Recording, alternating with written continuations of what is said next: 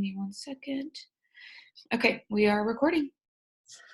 All right, good evening, everyone. We are going to call to order the April 27th, 2020 school board meeting of the St. Louis Park School District to order.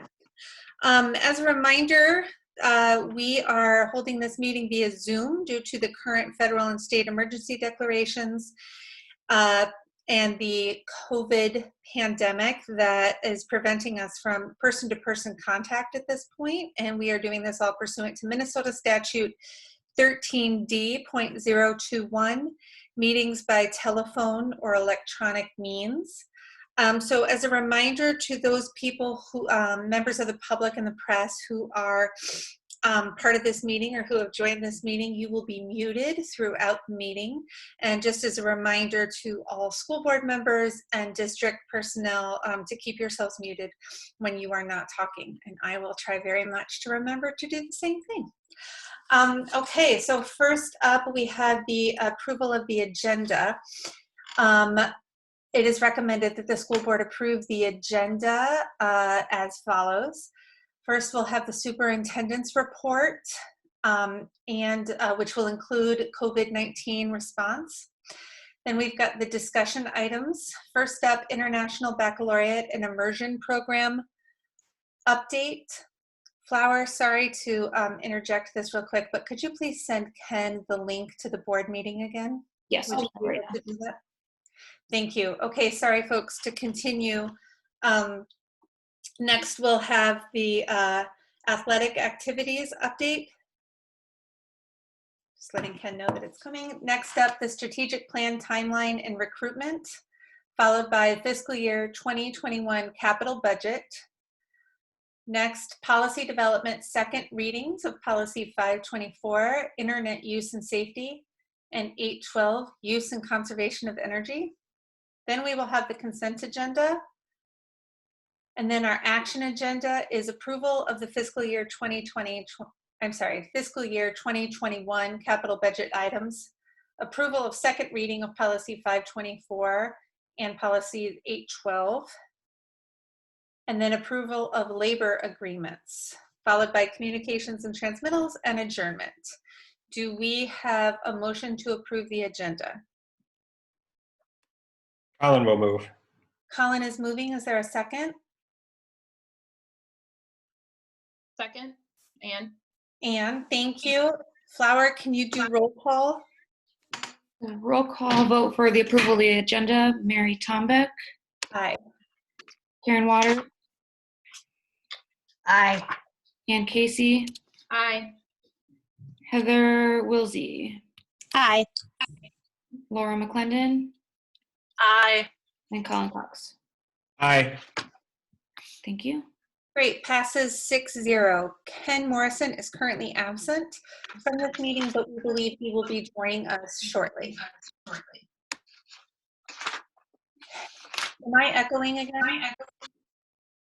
A little bit. Okay, and so you're echoing to me, Karen, so let's see what happens. Thanks for the heads up. Let's start then with our superintendent's report by Superintendent Osai. Good evening, Chair Tombeck and members of the board. This evening for my superintendent's report, I would like to highlight our action planning connected to our COVID-19 response. And before jumping into that, I want to take a moment to acknowledge a couple of students who have recently been recognized by different national organizations. Every year during this time of year in the spring is a time for us to acknowledge the accomplishments of all of our students. And this year is no different. The only change is that instead of being able to not acknowledge them face to face over the past couple of weeks, we've had to acknowledge them virtually. And I want to thank and congratulate Marta Hill for all of her hard work during her time here at St. Louis Park High School as the editor-in-chief of the Echo. She was recently awarded and acknowledged as the Minnesota Journalist of the Year and entered the national competition for Journalist of the Year and was one of 6 runner-ups for the Journalism Education Association National Journalist of the Year Award. So I wanted to just take a moment and acknowledge Marta for all of her hard work and this tremendous accomplishment. I would also like to take a moment to acknowledge Ruby Stillman, who was recently awarded the 2020 Rees Peace Award. And each year, a St. Louis Park student is honored with this distinguished award. And each year, the student who demonstrates high, exceptional effort and focus in the area of social justice and a commitment to social justice is acknowledged and awarded by the National Council of Jewish Women. So this past week, we had an opportunity to hold the Rees Award, and it was a great event, and I'm excited for Ruby and her family. Later on in this presentation, I'll be just briefly acknowledging Anna Keith, who won our Athena Award this spring, but I'm not going to go into too much detail there, being that I know Andy Ewald will be covering that in greater detail during the athletic presentation. So as we think about what's transpired since the last time we were together regarding COVID-19 and our response, the last time we were together, we were under an executive order for a temporary school closure. And last Thursday, Governor Walz announced that the distance learning period would be continuing through the end of the school year. And that on Friday, May 1st and Monday, May 4th would be days that we as school districts across the state would need to use to allow staff to prepare for the remainder of the school year in a distance learning format. So as we think about some of the different pieces connected to our COVID-19 response, I would like to just start off by sharing some information and updating you on the work we've done around preparing meals and distributing meals, along with providing emergency childcare for Tier 1 and Tier 2 workers. And since March 18th, we've served 55,240 meals. That includes both breakfast and lunch. I just want to take a moment and pause and just thank all of our nutrition services staff, our transportation providers, and everyone who's worked to make sure that this was able to be occur for our families. And what we've seen over the past few weeks is that the numbers continue to increase. And I anticipate that we'll continue to see that as we move through the remainder of this school year and into the summer. As it relates to emergency childcare, we've averaged 42 students per day in our sites, and currently we have 3 emergency childcare sites, those being Central Community Center for our preschool students, Peter Hobart Elementary, and Aquila Elementary. Because our numbers are a lot lower than we would like, and because of the amount of resources that it takes to run 3 childcare facilities, starting on May 4th, we will be downsizing to 2 childcare facilities, and those will be Central and Aquila. So Peter Hobart will be closing as an emergency childcare site starting on May 4th. The next piece that I wanted to just take a moment to acknowledge and spend a little bit of time to discuss is with the most recent announcement extending the executive order to temporarily close school through the end of the year, we are going to start and move forward with the construction that we had planned for this summer. So as of right now, what our schedule is this week, we're allowing staff, so staff have not been allowed to access the building since we've gone into the temporary school closure. And we've gotten a lot of feedback from staff about the need to get in and get materials for distance learning. And this week, we're going to be allowing staff into the building to pick up items that are necessary for the continuation of distance learning. There may also be at our 2 elementary sites, Susan Lindgren and Peter Hobart, which will be undergoing building-wide construction this summer. Teachers may also start to do some purging and sorting to get prepared for the packing that will occur the following week. As I mentioned earlier, May 1st and May 4th will be professional learning days for staff. And what we're planning right now is to have Friday, May 4th, to be an opportunity for staff to participate in optional choice PD connected to distance learning. So we have over 70 different modules that we've created during this time, and staff will have the opportunity on that day to participate in that, but also to do work around their ATPPS professional development plan. So they'll be working with their racial equity instructional coaches and engaging in reflection around the goals that they've set for themselves. On May 4th, Monday, May 4th, will be a day that we're going to be giving to teacher teams to spend a day in collaboration, working with one another to continue to refine and develop lessons for the remainder of our distance learning format. On May 5th through 15th, we're currently developing schedules that will allow for appropriate distant social distancing and keeping students and staff safe. But what we're doing right now is creating schedules for staff to come in and pack up sites where we're going to be doing construction. And then also creating a schedule at each of our sites for families and students to come in and pick up their materials and personal items, clean out their lockers, so on and so forth. So we're developing those schedules right now, but we're looking at May 5th through the 15th as the days in which those things will occur. And if you jump all the way down to the end, June 1st through the 5th right now, we're looking at creating an opportunity to have students and families return technology that we've distributed during this distance learning period. And we also recognize that we will have to come up with a system to go around and use our transportation provider to pick up technology as well.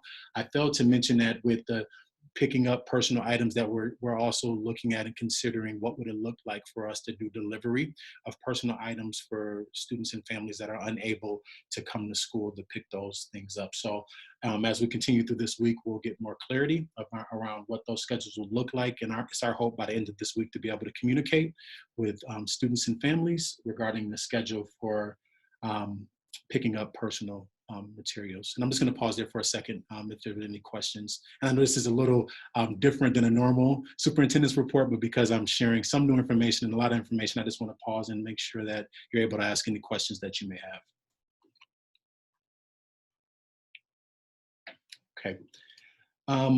So as I think about the next slide, I wanted to talk a little bit about, so what does this mean from a budget and staffing standpoint? And as we look at this projected $1.4 million deficit, this is really connected to our COVID-19 response, and this deficit will occur at the end of this year if we do nothing to mitigate that cost. So below, I've outlined several actions we've started to implement and other actions that we're considering.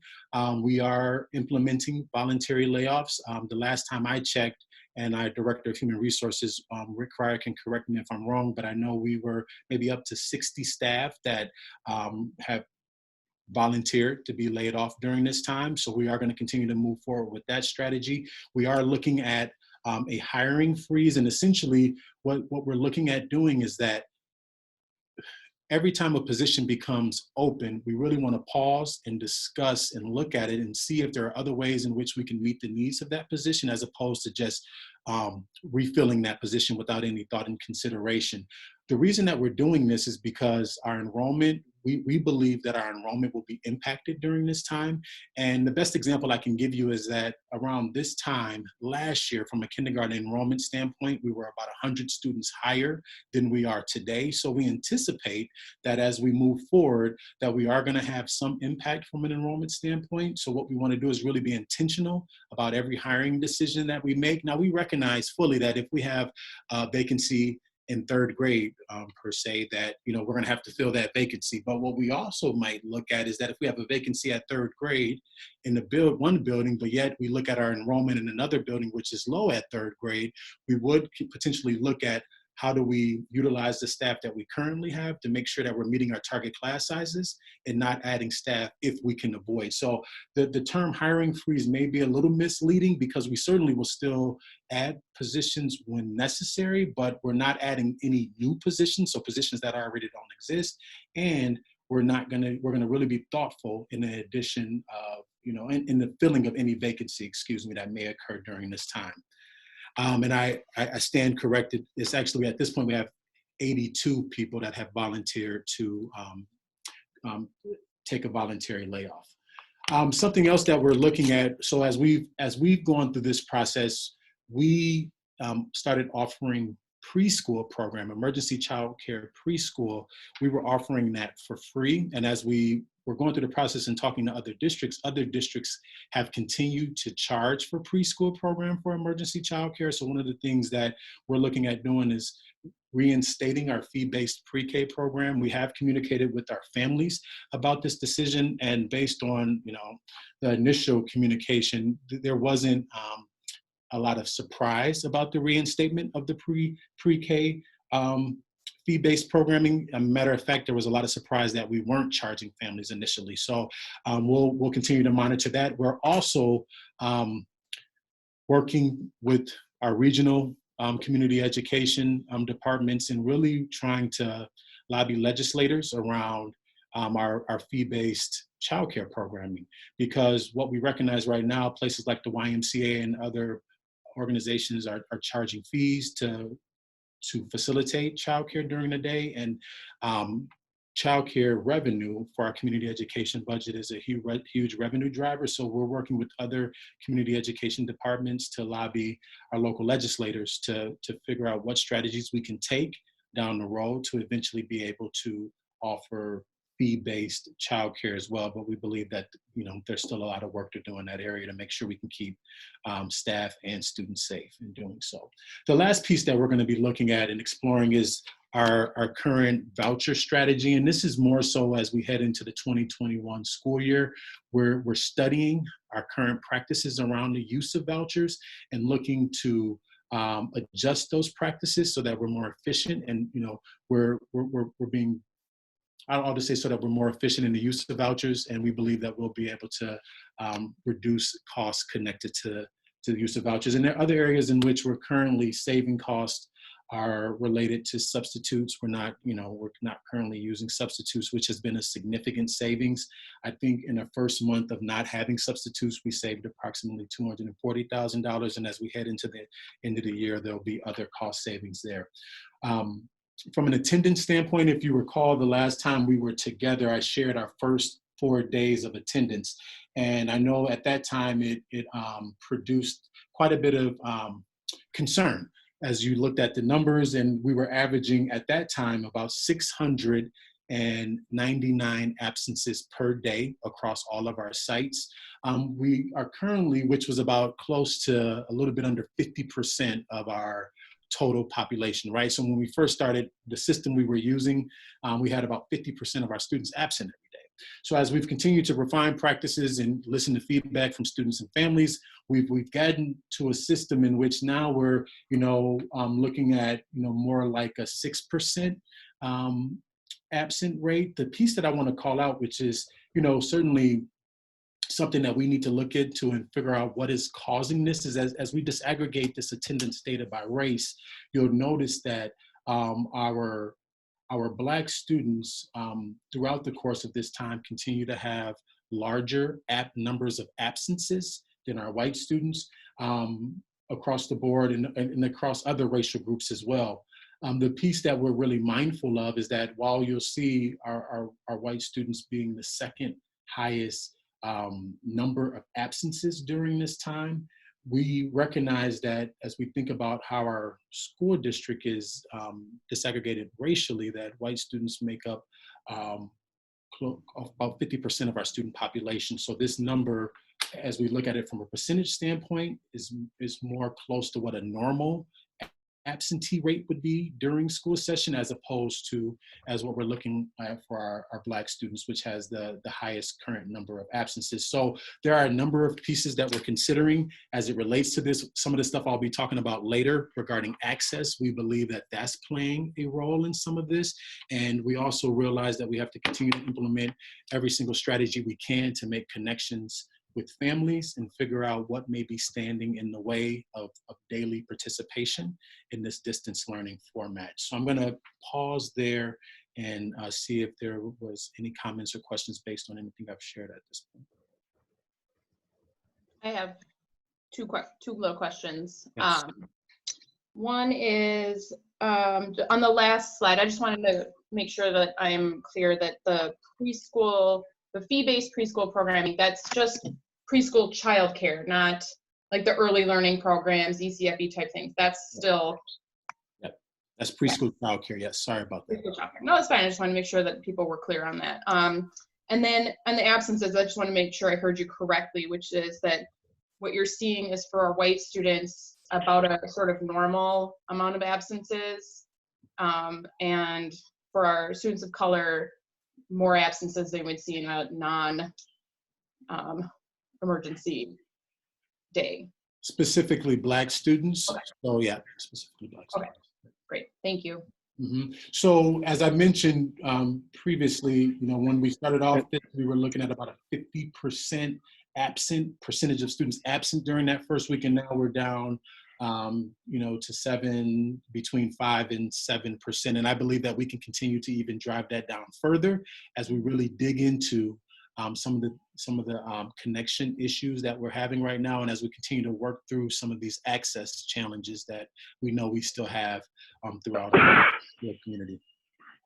Aston, this is Ken. Can you hear me? Yep. Okay. I had a question, and it's around the Black students' absenteeism. Are we able to check on, take a sample set to check on the students that are absent if the work is actually being done or not? Yeah. And maybe it's a timing thing that's happening, or are they just missing school completely? We certainly can check that. So what I don't have in front of you is the data disaggregated by every site. So our leaders know exactly at every site what their percentages look like, who the students are, and are working to make connections with those families. And to your point, yes, for example, at the high school, when we started this process, they were taking attendance during third hour. So a student, and I know some of you have lived experience with this, a student could be doing work all day long, but for whatever reason, miss that timing for the check-in and be marked absence, right? So while I believe these numbers are cleaner than our original pool during the first week, I still believe that there are some things that we need to get cleaned up to have a really accurate account. But I feel obligated to continue to share with you the progress that we're making around attendance. And I'm confident that the next time I present to you on this, that it'll be even better, and we'll have clearer data to show what's happening. It's important for us always in everything we do to isolate race. So that's why this data is isolated that way, because we know that this pandemic, along with most of everything that happens in our society, generally has a disproportionate impact on certain groups of people. So we're always intentional about looking at it this way so that we're able to figure out what's happening and then implement specific strategies to try to mitigate the challenges or issues that we're seeing. So that was the only reason that it was disaggregated. Sure. Aston, I have Another piece that would be, oh, sorry, go ahead. No, go ahead, Ken. Okay. Another piece that would be interesting that I'm having a lived experience in is how are kids' mental health doing in this time of pandemic? Because they're missing that contact that they've had 5 days a week for several times out of the day, and now that contact is limited to on screen and so on and so forth, and that physical contact is missing. So I was wondering if our social counselors and are being involved or engaged into looking and understanding what's going on with some of these kids. Mm-hmm. Yeah, and so this evening I can share some of the feedback that I've heard from students as I've connected with them. I'm not prepared this evening to provide a robust presentation on your question, but I can certainly provide that information at a later time. I do know that our social workers and counselors and other support staff are working really hard to maintain and continue their meeting structures and cycles that they had with students. So they're still trying to do one-on-one meetings when those pieces were occurring. We still have our partnership with Park Nick, and they're still offering services. What I am hearing from students, and I'll talk a little bit about this shortly, is earlier, at Monday of last week, had an opportunity to meet with our SOURCE students organized against racism, and they offered a lot of feedback to us regarding distance learning. But one of the pieces that they did reference was what you're bringing up around mental health and just really making sure that we're understanding the impact of this on students, but that we're also trying to develop a distance learning process that's responsive to their needs. Later this week, I'll be spending time with the Superintendent Student Advisory, which is comprised of students at every site in grades 5 through 12, and I'm hoping to be able to get more feedback on the distance learning experience as we work to continue to try to create an experience that is meeting them where they are. So I can be prepared at an upcoming meeting or in one of my weekly reports to share more information around our specific strategies connected to providing mental health services to students. But I do know our counselors and social workers are continuing to engage and meet with students.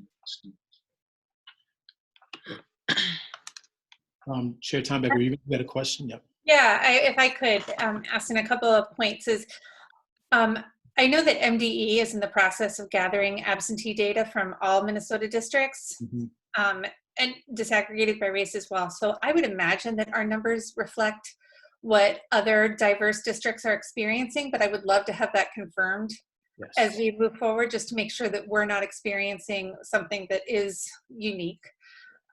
Again, I don't suspect it is, but we just want to double check that. And then when we see this next time, this data, it would be helpful if it's not too much trouble to understand this as a percentage of our population. So meaning, you know, to call out on the slide that our Black and African American students are 30% of our population and their absences are 30%, you know, 50% of our absences or something along those lines. Right. Absolutely. We can do that next time. That would be great. Just provide a little bit more context to what the numbers we're looking at. And then the other question I had, and this might be for you and for Rick to verify, is, you know, I mean, through this COVID crisis throughout the country, well, in the world, layoffs are a huge, and job loss and unemployment is a huge complicating factor in so many families' lives. So could we just hear a little bit more about the voluntariness of these layoffs? I would like to be, well, selfishly, I'd like to be assured that this is a true voluntary choice that our staff members have made. And then also to confirm the understanding that some of them will, most of them will not be a financial loss from this decision. Excellent question. Now I can let our Director of Human Resources, Rick Cryer, can speak to this in more detail than I, but what I know is that we've had so much interest that we're not going to be able to accommodate all of the interest that we've had. So it certainly is voluntary from that standpoint. But I think Rick can really speak to, so what does this mean? What does it mean from an insurance standpoint? What does it mean from them being able to regain their job when we return to normal? So Rick, can you just share a little bit around this practice and what steps we're taking to make sure that people are meeting our staff members' needs here? Yes, I can. Chair, members of the board, superintendent, we went about this process because while we are receiving our funding for Fund 1 K-12 programs, we are not receiving funding for Fund 2 nutrition programs, which are fee-driven, and the Fund 4 community ed programs, which are also very fee-driven. And I believe that the governor intended that we would continue to pay our paraprofessionals and teachers, and they would do the daycare and feed the kids that we were mandated to have a emergency childcare program and a school feeding program, and yet there was no funding for the employees that do that work on a day-to-day basis. So we were doing everything we could to avoid having a true layoff of the community education and nutrition staff.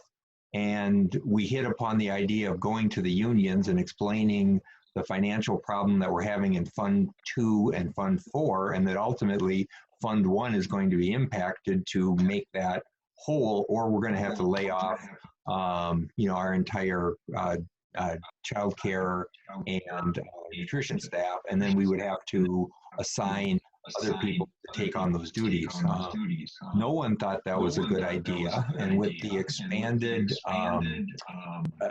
emergency unemployment provision, people would get an additional $600 per week on their unemployment claims. And so what we said was, for anybody who decided to volunteer to be on furlough, we're calling it a furlough because while they aren't receiving pay from us, we are continuing the employer insurance contributions.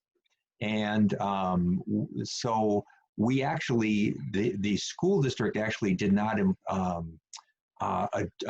address employees directly because we didn't want it to feel like it was people were being pressured. So we worked through each of the unions, and so the union representatives explained the process as we laid it out, found volunteers who said, you know, I see that this benefiting the district, helping out community ed and nutrition, and for me, financially, it makes sense for me to be able to do this at this time, and or I want to be home now because I have kids that are distance learning, so I'll take a furlough to do that, or I have someone I have to care for. So it truly was a voluntary process. The employees provided their names to the unions without us knowing who it was going to be. And then the union gave the lists from each of their groups to us.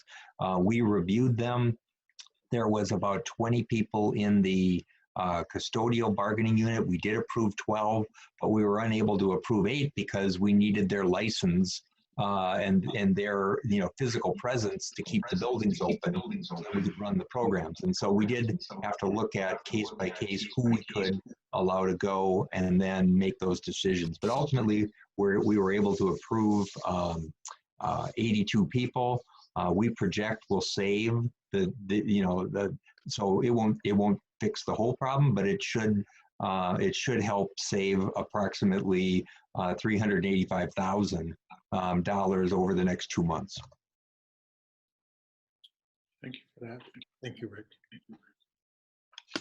I have a question about attendance. This is Laura speaking.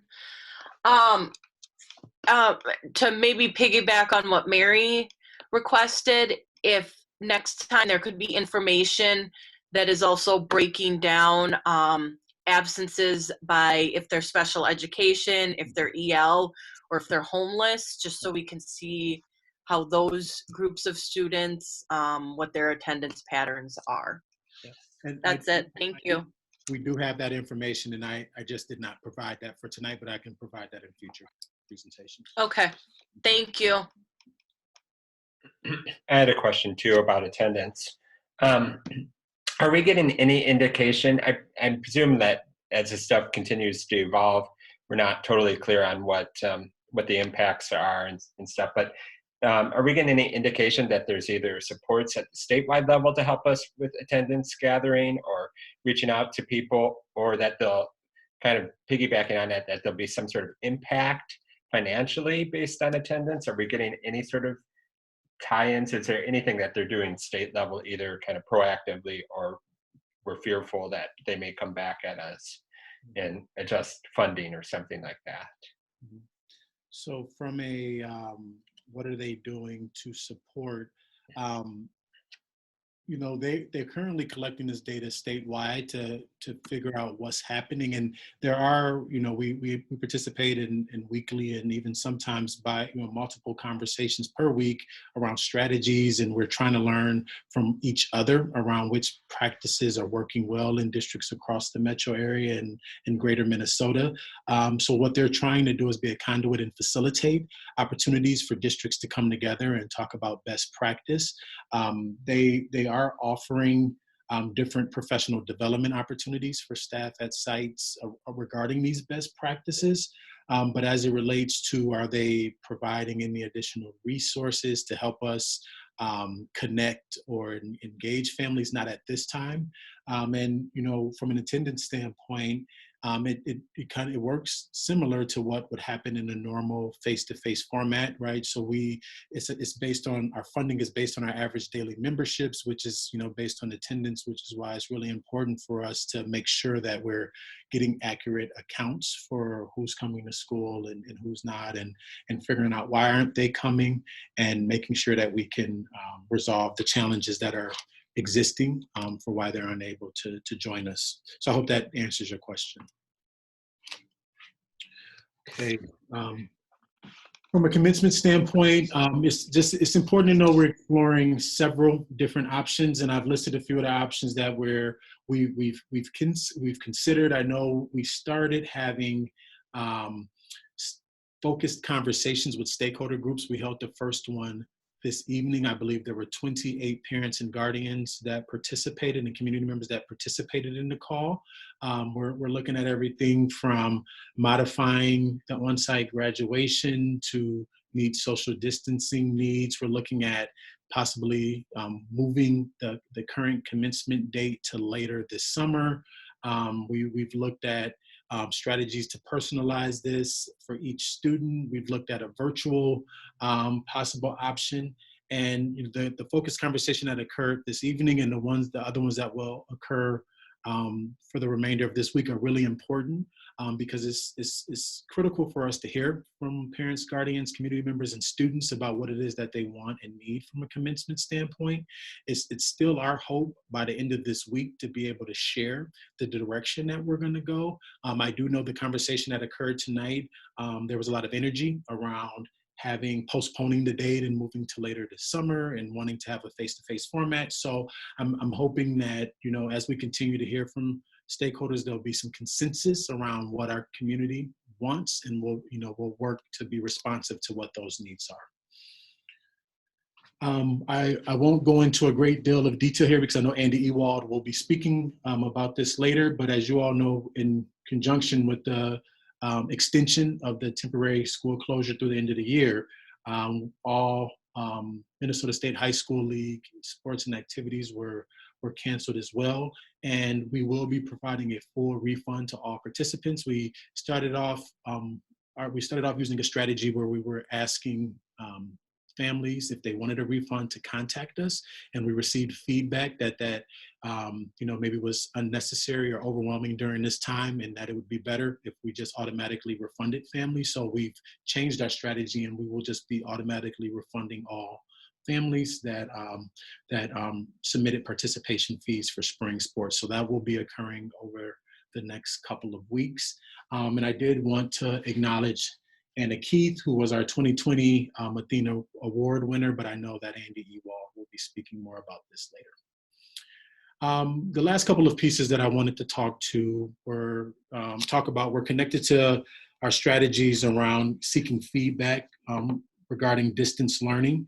And I know, because I see, I have the fortune of seeing every single all staff email that goes out. I get all of those because it's just important for me to know what's happening in our school community. And what I've seen are several examples at every single site of staff who are sharing strategies about getting formative feedback from their students and families regarding the distance learning experience. So that really excites me because I think the only way that we're going to get better at distance learning is by asking the families and students around how this experience has been for them and refining our practices.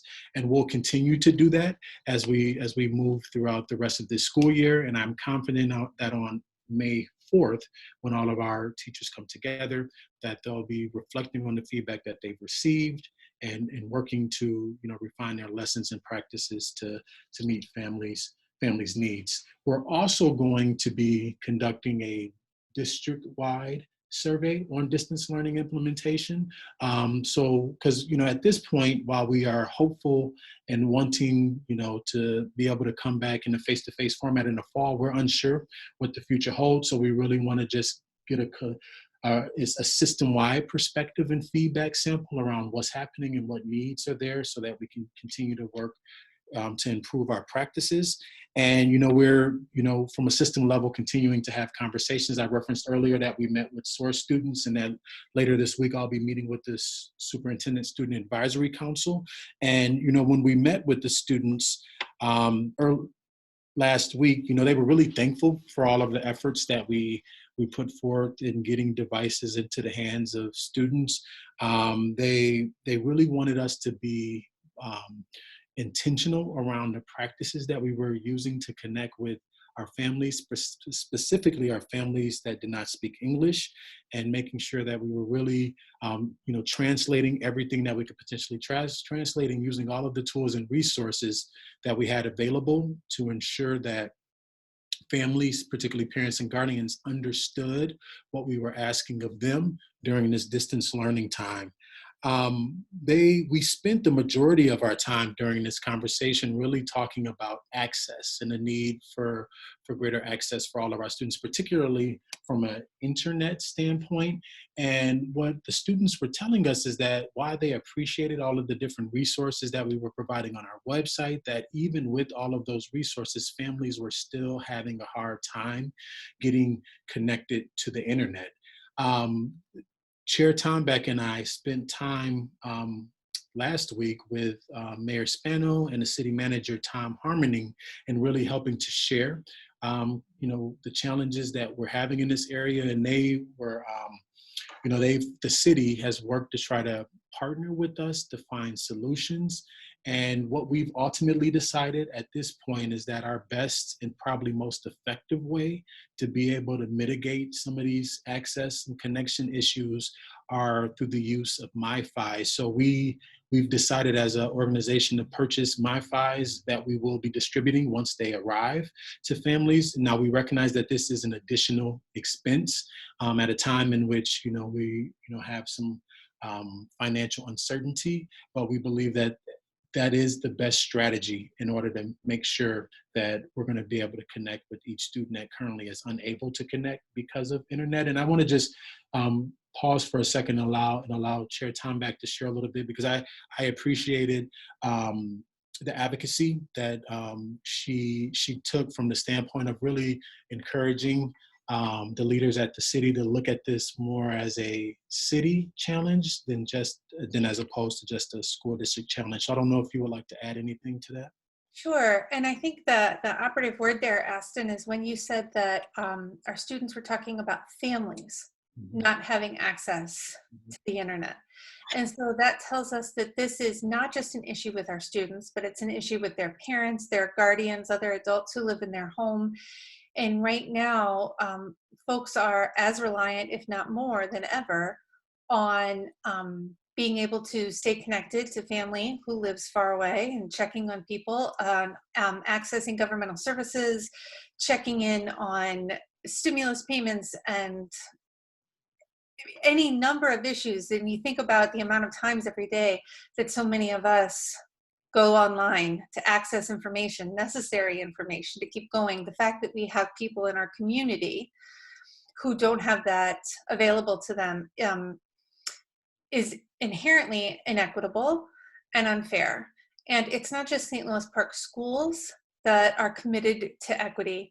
It's the city of St. Louis Park that has repeatedly stated that it is committed to equity. And so I am really hoping that the city will not just look at this as something that they could help us do for our students, but that they understand needs to be done for our neighbors and throughout our community. So I think that I'm hoping that there will be an opportunity for school board members and city council members to talk about this issue soon, and relying on Tom Marble and his counterpart, Clint, I believe his name is, at the city, to really try and problem solve this so that the school district doesn't have to spend money that it doesn't have to keep students connected when it's an issue that is bigger than that. Thank you for that. And I too am looking forward to an opportunity for both the city council and school board to get together in the near future. So thank you. I should add to, Aston, I'm sorry, but to add one more thing, but I was able to listen to the Governor Walz's conference call with the MD commissioner on Friday. And this also is an issue that we're experiencing statewide. And so for some families, there's just not even broadband access. I'm talking about teachers in some areas of the state getting up at 1 o'clock in the morning to try and get enough of a signal that they could provide lessons to their students. I mean, it is a really heartbreaking issue statewide, and it's highlighting great inequity. So I'm also hopeful that, we'll get some state partnership to this, as it's been highlighted as such a challenge to distance learning. Yeah, absolutely. And I appreciate you throughout this presentation placing us locally in a larger context, because certainly everything I've shared is, I believe, and I've seen articles and data that would suggest that this is happening across the state and nationally. So thank you for that.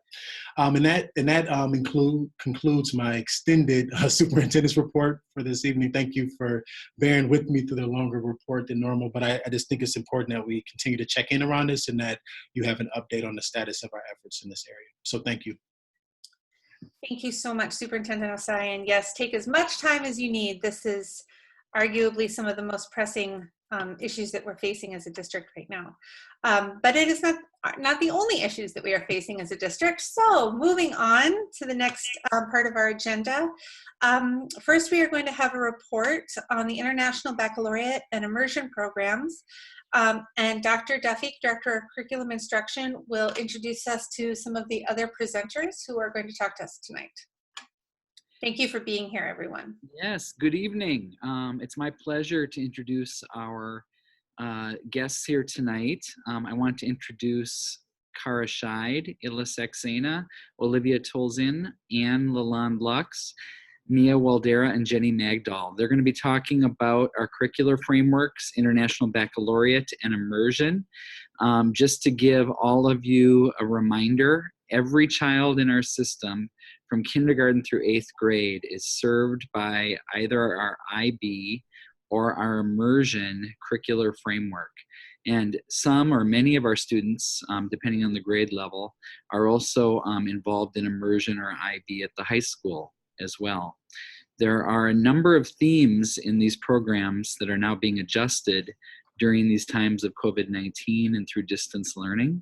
And these themes that are present throughout the year, as well as the adjustments, are going to be shared tonight by our guests. So I will turn it over to them.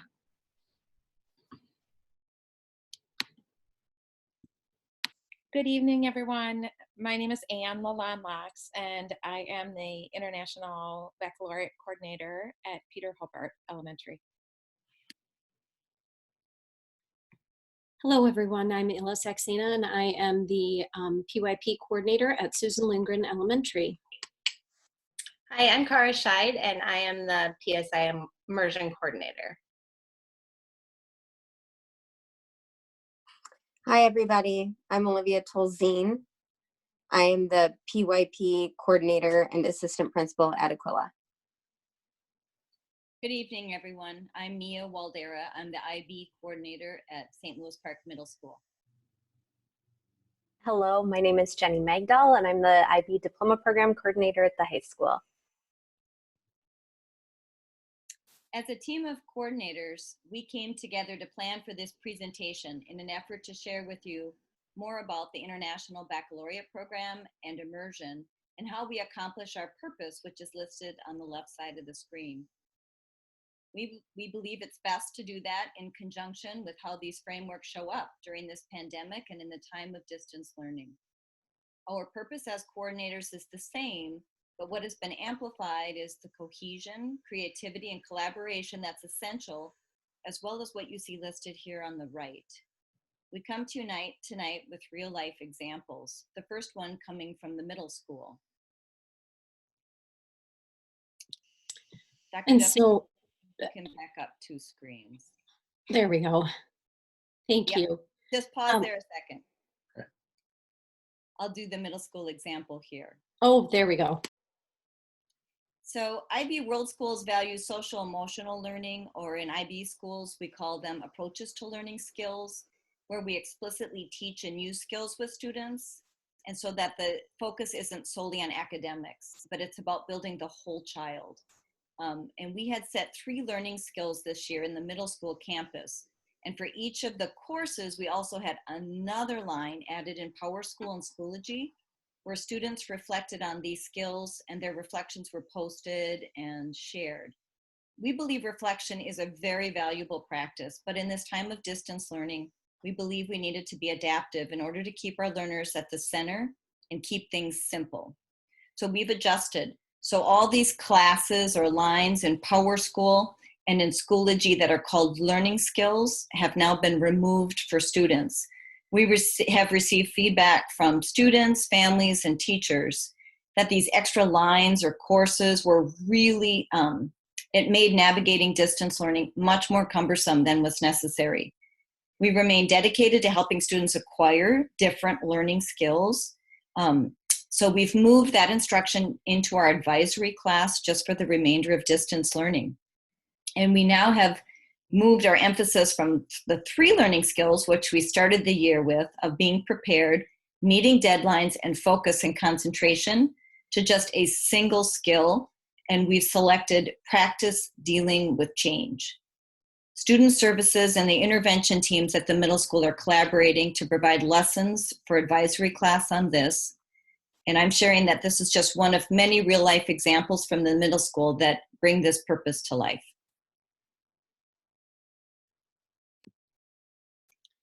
Thanks, Mia. Just like Mia mentioned earlier, we have a purpose that we've been working under for some time. Our group of 6 has come together over the past several years to be united in a collective purpose. And in this time of distance learning, that really hasn't changed at all. Although what we found is that there are things that have been kind of magnified and things that are kind of rising to the surface. What we noticed in our conversations and our meetings, that there are 3 pieces that have always been part of our purpose that are really magnified right now. And if someone could advance the slide, that would be terrific. Thank you. These 3 themes are cohesion, creativity, and collaboration. And I really see that as the 6 of us are working together, and I see that we are trying to engender this sort of notion of being cohesive and creative and collaborating amongst the peers with whom we work at our respective sites. We are continuing our work still. It's the same. It's our greatest hope that we uncover and promote our district's core values for all our learners. And one picture that I have of cohesion is coming up here on the next slide. 2 years ago, our group came together. We were IB coordinators that came in front of the board, and our hope was to highlight connections that exist between the mission of St. Louis Park Public Schools and that of the International Baccalaureate.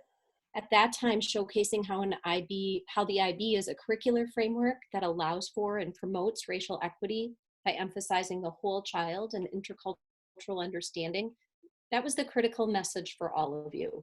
We were striving for cohesion in this across each level of the IB in our schools, the PYP, the MYP, and the DP. Last year, and I think if someone could click, that would be great. Last year we came in front of the board and we really focused on the intentionality of having a strong core across the whole district and all of our sites K-12. So we came to you as a unified group, all 6 of us together, both immersion and IB. It's our belief that we are continuing to strengthen our core of teaching and learning, embedding strategy 1 within our immersion and IB curricular frameworks. This year, we're continuing the work, albeit at a different pace in light of the pandemic and in a more simplified fashion. What this time of distance learning has gifted us with is the awareness of that which is truly important. And for us right now, that is the cohesion, creativity, and collaboration of this group.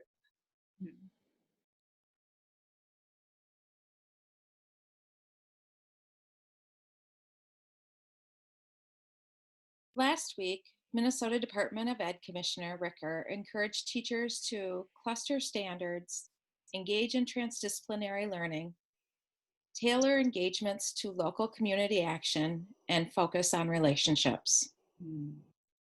Sounds like the International Baccalaureate framework to me. If I may, I'd like to start out by stating that I am incredibly proud to be part of a school district where a K-12 IB pathway is an option for students and families. As an IB educator, I am deeply committed to developing inquiring, knowledgeable, and caring young people who strive to make the world a better place through intercultural understanding and peace. This year marks the 50th birthday of the International Baccalaureate and the 25th of the primary years program. This year, for the first time, the International Baccalaureate underwent an update to its framework. At the PYP level, this update includes a more rigorous emphasis on agency, voice and choice, and on action. Action in the PYP includes participation, advocacy, social justice, social entrepreneurship, and lifestyle choices. Gloria Ladson Billings writes that educators who prioritize culturally relevant teaching hold high academic expectations, demonstrate cultural competence, and are socio-politically aware. That is, they have a willingness to acknowledge and take action on inequities. These are all essential elements of a PYP education. The pictures you see on the screen are various students at Peter Hobart who have facilitated assemblies for the community. These assemblies focused on Indigenous Peoples Day, Black history, women's history, mother tongue and home language awareness, and Dr. Martin Luther King Jr.'s legacy. In preparing for these assemblies, students completed research, created the format and content for the assemblies, and generated ways that their peers could take action to make the world a better or more peaceful place. I'm so proud of my colleagues at Peter Hobart for all of their efforts, especially during distance learning, and realizing that as we navigate distance learning, we hope to apply the same principles with students and families: inquiry, sharing what we learn, and taking action. Thank you. Okay, well, at PSI and trying to stay to our mission, both our district mission and our mission for immersion, the situation has, the silver lining is that it's been an explosion of creativity in ways to continue to elevate student voice and give students oral language opportunities when we're not face-to-face. So I will say I have been so amazed and continue to be amazed by the way that everyone is rising to this challenge and the creativity that it's resulted. So just to share a few of those, Google Meets, I've seen them used to meet with small groups, for kids to have tutoring one-on-one, for guest readers, and even for some dance parties. People have harnessed even just using voicemail. Our music teacher used voicemail for kids to sing solos. Something like you see on the screen, using the platform of Padlet for students to be able to do kind of what they would do in a morning meeting circle and share. And then one tool that's been really great for immersion and student voice is Flipgrid, because it gives students the opportunity to speak, to listen to others, and to give video feedback. So there is a video, and I'm not running the show, so okay, awesome. Sorry.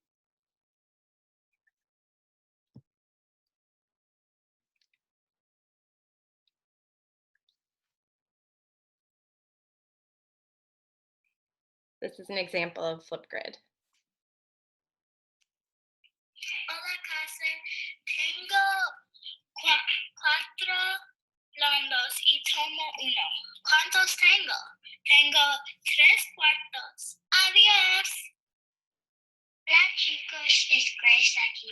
Yo tengo 5 caballos y 2 caballos escaparon.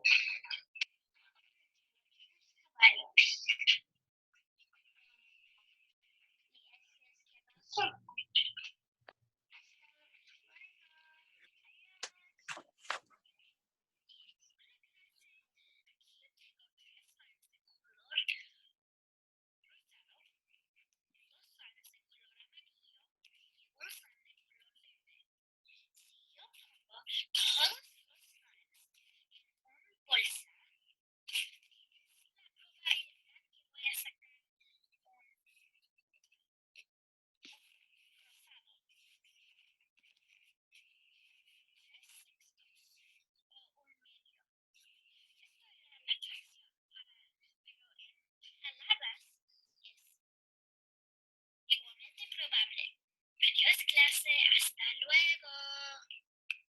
Hola, clase. Yo tenía 4 de estos y ahora solo hay 2. Entonces, la fracción es 2 de 4.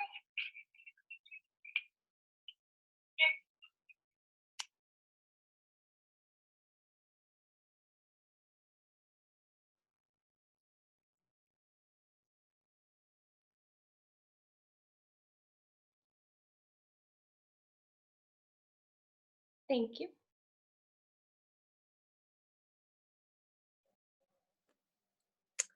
Hello, everybody.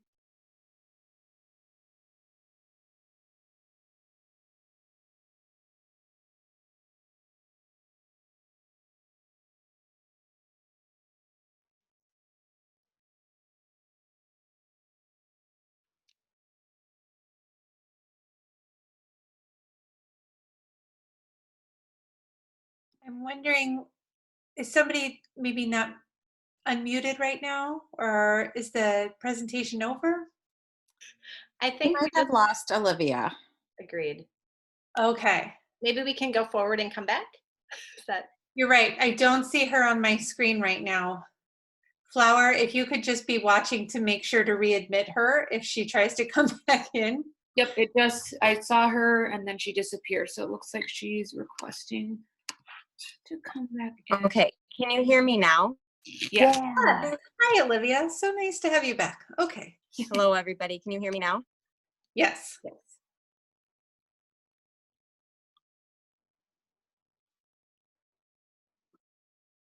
Can you hear me now?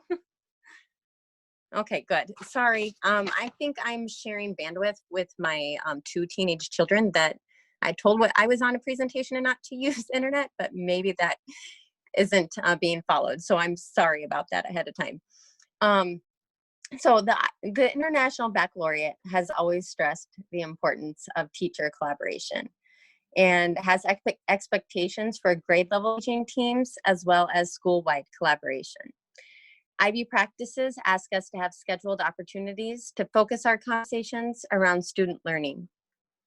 As IB PYP schools, the idea of collaboration has always been a part of who we are.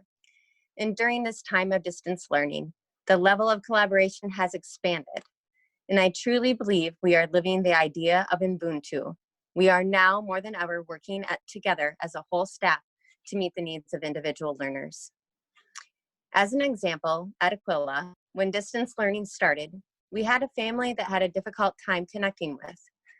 Multiple classroom teachers as well as special education teachers attempted to reach the family. And at that time, we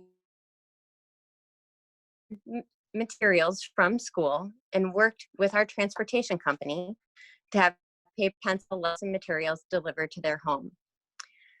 Through a persistent effort to maintain relationships and connection, the following week, one teacher was able to reach the student's mother. She reported that as an essential worker, she needed the children to move over the weekend to be with other family members that were able to keep them safe, healthy, and provide more support for distance learning. She also reported that there were no electronic devices in that home to do the distance learning.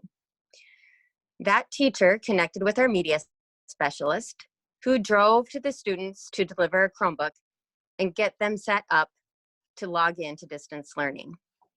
And once the student had a device, the special education teachers and grade level teachers collaborated to modify daily lessons and set up systems of support to help the students continue their learning. Now, in addition to the teachers planning lessons, we have paraprofessionals who are working virtually daily with the family to help the students get logged in and complete the assignments.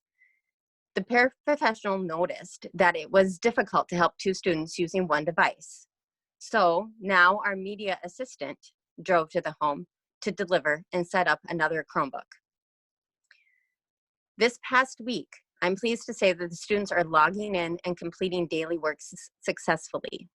And through all of our efforts, we are keeping our students at the center and doing our best to remove barriers and maintain relationships and academic rigor. Once we are back at Aquila, I believe we will continue to recognize the power in whole school collaboration.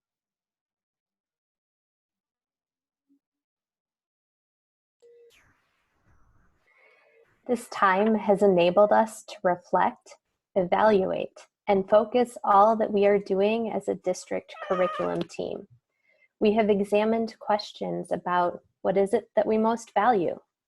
What does our tendency to shift into technical strategies rather than pausing into the adaptive say about who we are and what we believe?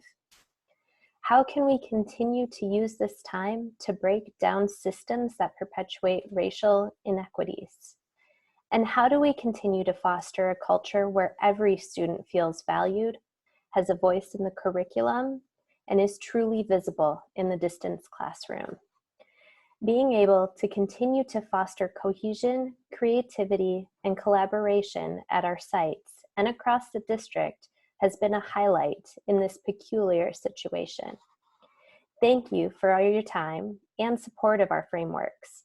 I would like to end on the following message from Dr. Martin Luther King Jr. that resonates strongly in this surreal time.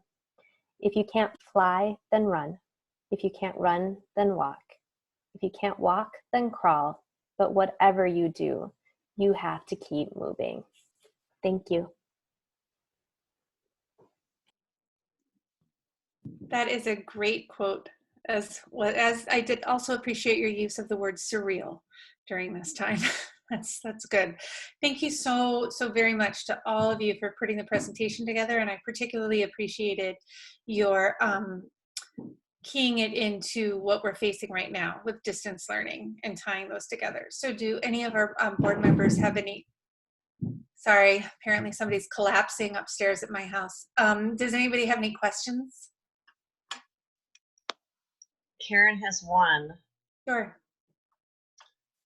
Jenny, I know that in the past, we've had a lot of students rely on their IB test scores to attain college credits. How is that working since the IB canceled the exams? And I'll unmute. I'll mute now. That's good. That's a great question. The awesome thing about the IB diploma program is that they've always created their grades based off of those exams, the external assessments, as well as the internal assessments. So in my chemistry classes, the students each get to design their own experiment, carry it out, write a report about it, and that's part of their IB grade. So what the International Baccalaureate has done is said, we're not going to do the exams because that's not safe for any of our communities internationally to do. So we're going to base our grades on the internal assessments. So the experiment that they did for me is going to elicit, along with a whole plan of like predicted grades that the teachers give, because we've done fake exams, and that's something that they've always included in the possibility for tests. They've had all of these things in place and now are actually going to just utilize it. And the colleges that they've been working with internationally have been very appreciative of what the IB has been doing and has recognized the importance of what they're doing. And the majority that are coming out and making comments about it are saying, yes, we're going to still offer credit in the same way that we would have before. Yeah.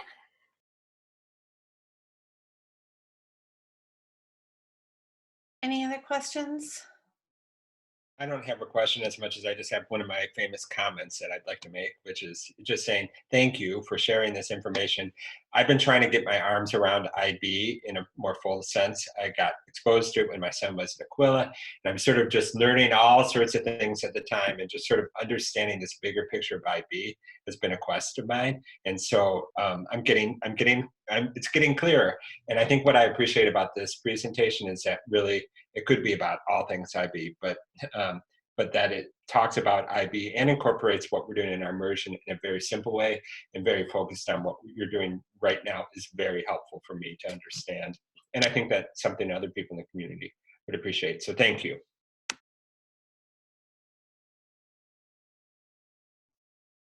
Okay, well, great. If there are no other comments or questions, again, thank you so much to all of you for not just the presentation tonight, but for the work that you are all doing at your sites right now on our students' behalf.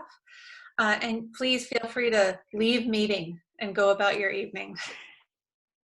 Actually, Mary, I did have a question, or actually sorry, a statement, not even a question. That's all right. Okay, I couldn't get it off yet. mute in time. Okay. Go for it, Ken. Okay. Mm-hmm. Yes. I just want to say, yes, that presentation last year was great, and it was nice to have all the IBs pulling together, and we're working cohesively as a group. And this presentation today and all the work that has been going on over this last year is really embraced that whole group effort again. So I really appreciate you guys doing that, and it's really helpful. Thank you. That was it. Great. Okay, now you can leave meeting. Thanks, everybody. Thank you. Thank you. Okay. Next up, we have the athletic activities update from Andy Ewald, District Athletic Director. I was going to make an inappropriate joke about how there weren't a lot of athletics happening right now, but that you will have lots to update us on. Thanks. Good evening, everyone. I hope each of you and your family are doing well. I've got 4 things that I'd like to share with you tonight. The first is just running you through facilities improvements. The second is just an update on spring sports. The third is touching base on the Athena Award. And then the last is our participation in the Be the Light campaign that started off a couple weeks ago. So starting with facility improvements, originally the plan was for this to be a student-driven video blog that I had a couple students that were going to do. But when construction finished on the new fitness center and then us moving to distance learning, it kind of made it impossible to get the students to kind of do what we had talked about doing. So I just wanted to be able to give you pictures and sites to be able to see what's happened. So what you see right now, or what you just saw, was new hallway that connects the swimming pool, the gymnasium, the boys and the girls locker room. This was not there before. The quotes and the phrases up on the wall all came from our head coaches. You'll see later in the presentation where our student voices came into play, but we really gave our head coaches ownership for this space. One of the nice things with the new space and the new locker room specifically is prior to this, our PE in our athletic locker rooms were in the same space, and it really became problematic. There were kids hanging out in there during the school day. There was damage done. There was damage after school. There were thefts that were happening. And we really believed that by separating the PE and the athletic locker rooms, that we could have safer, easier to supervise space. So during the school day, the PE locker rooms are open and the athletic locker rooms aren't available unless teams are leaving early, and then myself or somebody from my office is letting kids in there. And then the flip side, after school, the PE locker rooms are shut down and the athletic locker rooms are open for kids to be able to get into and use. And I'm happy to report that a year into it, that the problems that were happening in the past with the space really have gone down to almost zero, so it's been mission accomplished.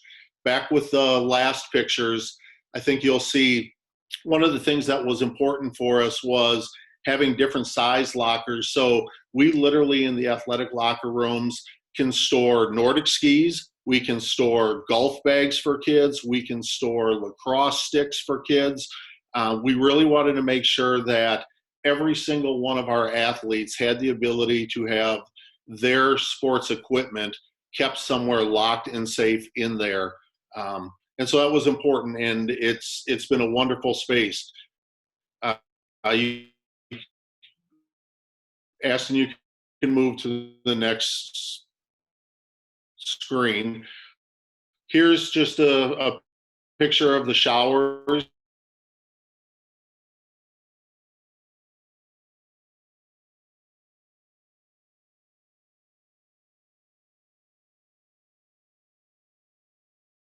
Private to be, and so just you can see the quality of something as simple as like the sink. The kids even commented on, gosh, we have really nice sinks in the locker room. Can move to the next one, please. So that all was part of phase one. Our athletic training room was also part of phase one. The picture on the right is the B1 hallway and the pool hallway, where those two hallways intersect. Prior to this, our athletic training room was kind of tucked back in, didn't have a lot of natural light. and actually was off a hallway that led to the boys' locker room. So it wasn't the most accessible space for all our athletes to use. And it wasn't the most functional space because it was a really strange and odd shape.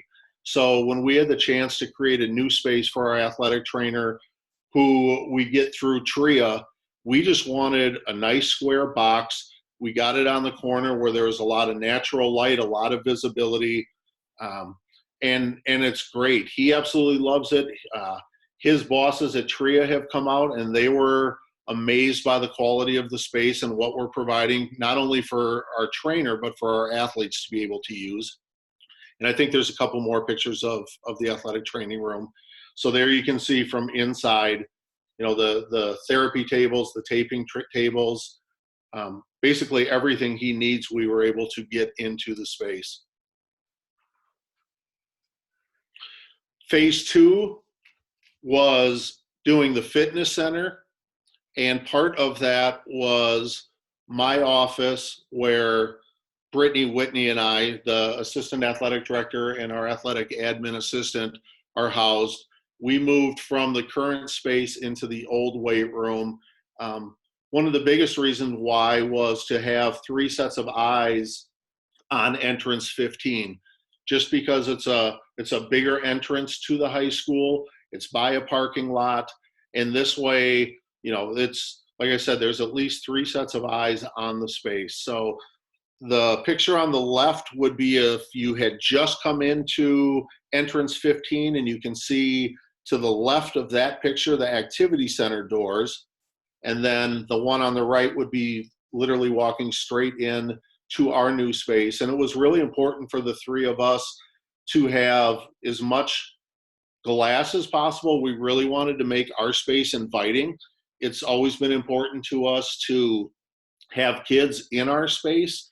And so it was great that they were able to come up with the concept of having the sliding glass doors for us, just to be as inviting as possible for students to come in. These are just some interior shots. You can see on the left, that's Brittany and Whitney's workspace. The picture on the right is just a common area that leads to some storage.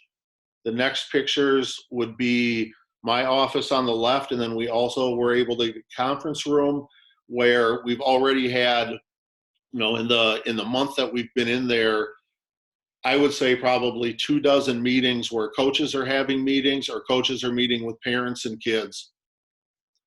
So then moving to down the new hallway to get to the new fitness center, this is where we gave kids ownership. And literally this entire wall, which is probably, gosh, maybe 50 feet long, we just asked them one prompt: what's your goal?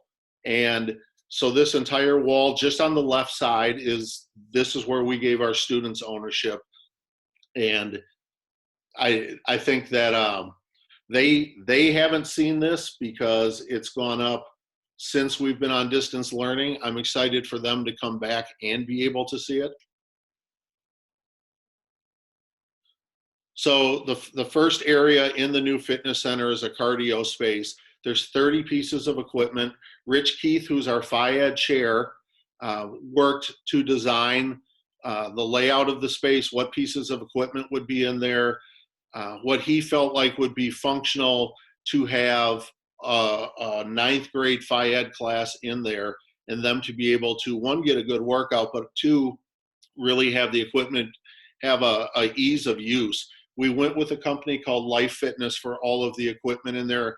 And one of the main reasons why is every console on every one of the 30 pieces of equipment in the space is exactly the same. So from a rower to an elliptical to a treadmill to a step climber, it's not a different controller. If you know how to use one, you can get on the next one and be able to turn it on, turn it off, use the functions.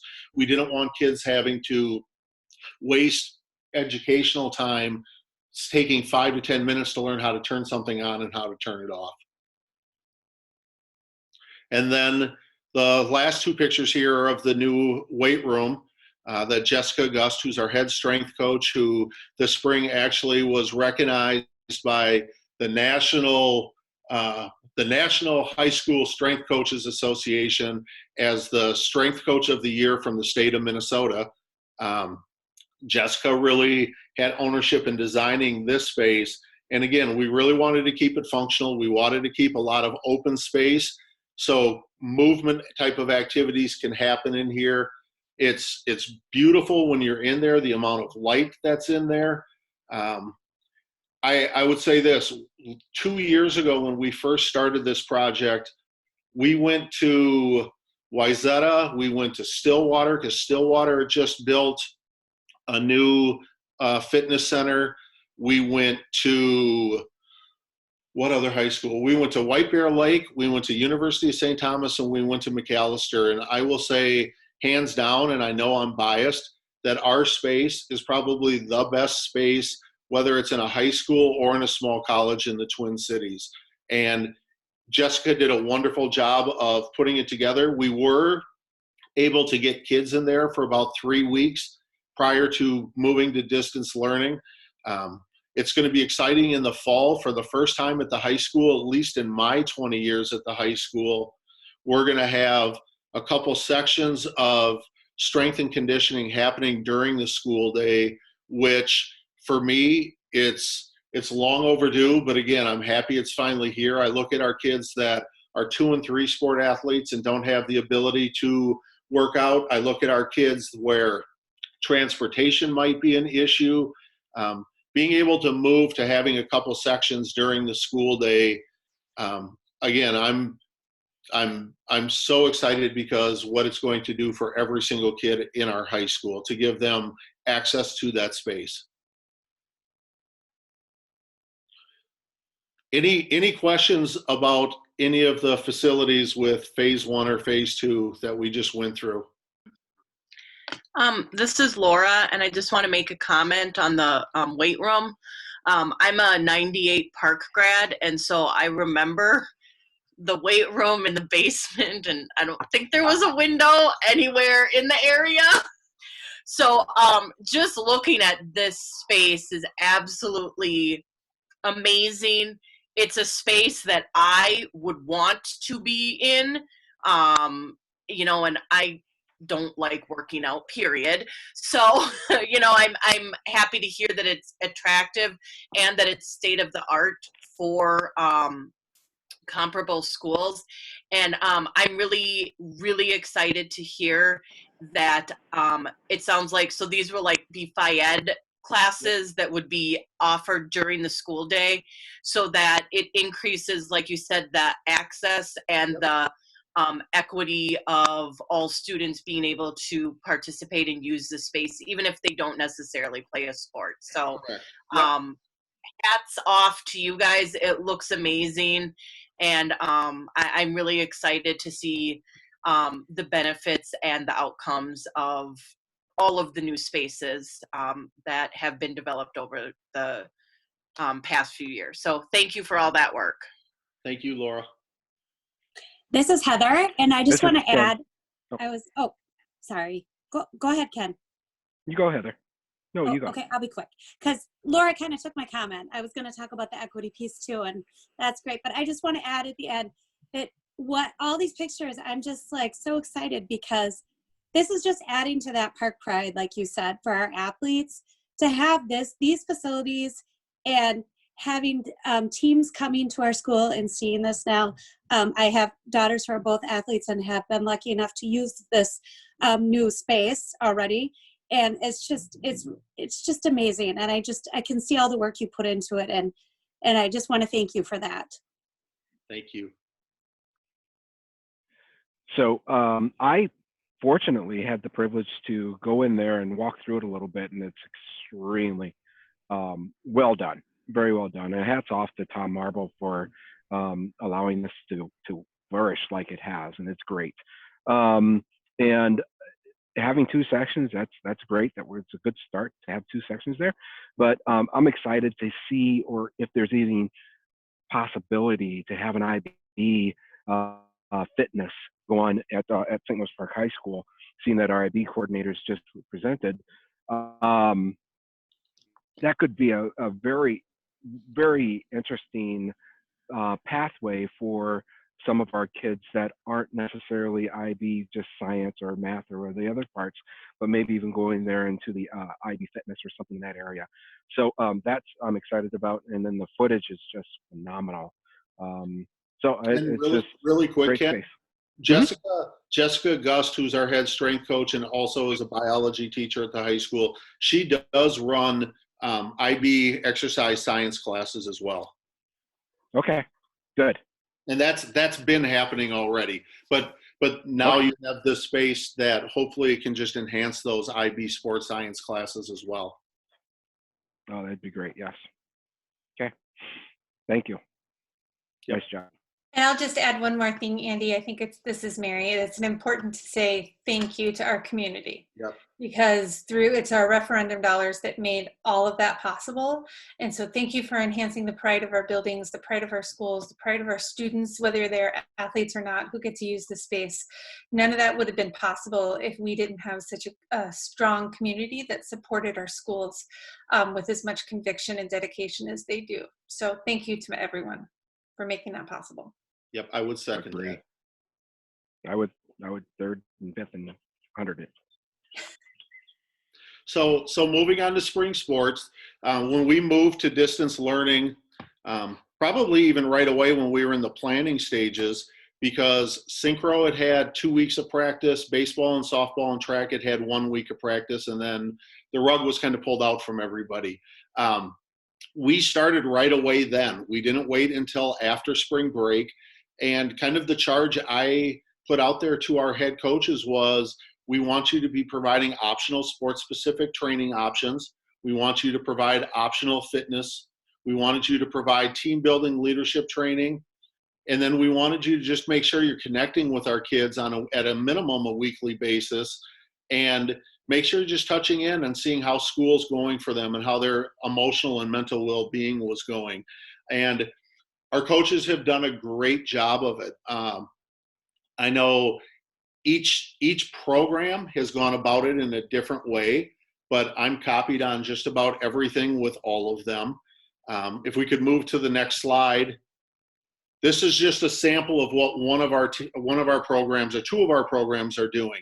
So our boys and girls golf program, our head coaches got together and they set up a Google Classroom for the golf teams. Freddie Boyle, who's our head girls golf coach, and then one of our boys' assistant golf coaches are both teachers in the district. So they set it up as a Google Classroom. So Monday, Wednesdays, and Fridays, they're doing drills or exercises related to golf. They're doing yoga. They're doing putting drills. They're putting videos up for the kids to see what they should be doing. And then on Tuesdays and Thursdays, they're doing, character building. They're doing stories. They're doing small assignments. They're reading articles together and having conversations. And then both staffs individually are reaching out to their kids through Google Hangouts. And they're just talking about, they're having just general golf questions with them. But then again, they're just checking in on them and being another caring adult for them. Where this has taken a change as of the end of last week is the high school league, when the governor came out and extended the distance learning stay at home, the high school league came out last Friday and said, early in the day on Friday, and said, spring sports are done. That means that the season is done. That means that really we're going to restrict the amount of contact your coaches can have with your kids. They received a lot of feedback all Friday, all Saturday, on Sunday, and as of today, I believe they're rethinking that stance, just because what they heard from enough of us was these are different times, and that their rules maybe need to be a little bit different, and there needs to be some flexibility with it, and that at the end of the day, us having our coaches stay in touch and keep in contact with our athletes is just a positive, and that our athletes, our students, need as many caring adults reaching out to them as possible in these uncharted times. And so I received communication from the high school league today that in the next 2 days, they're probably going to come out with some different language that will let us kind of get back to what we've been doing for the last month and not restricting it so much. Mary, And can I have a comment there? of course you can, Karen.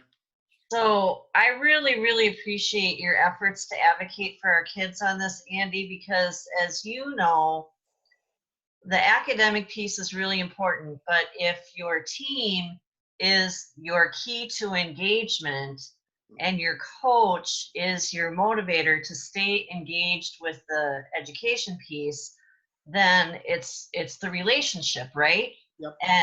And I've said all along, the focus has got to be the relationship and then the essential content. So thank you so much for advocating for our kids. And if you need more support or backup, let us know. And I'm all over that. Thank you. Thank you, Karen. And one thing they've all done a really great job of is being creative and trying to find ways to have fun. So again, the next thing, this is Freddie Boyle, teacher in the district, our girls golf coach. And Aston, you can just show like 30 seconds of this one. Whoop, it went.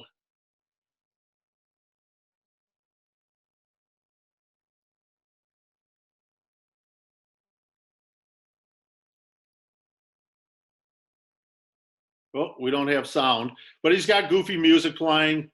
And what he instructed the kids to do was do the bottle toss challenge and do jumping jacks in between.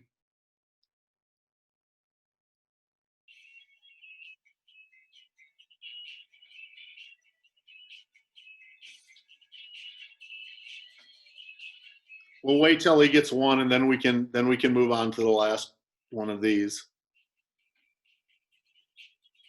I watched it, and I think he got 2. Yeah, he got out 2 of the whole time. So Aston, you can move to the next one. Thank you. And then our baseball coaches put this together, and they had it up on their Twitter and on YouTube and their Instagram.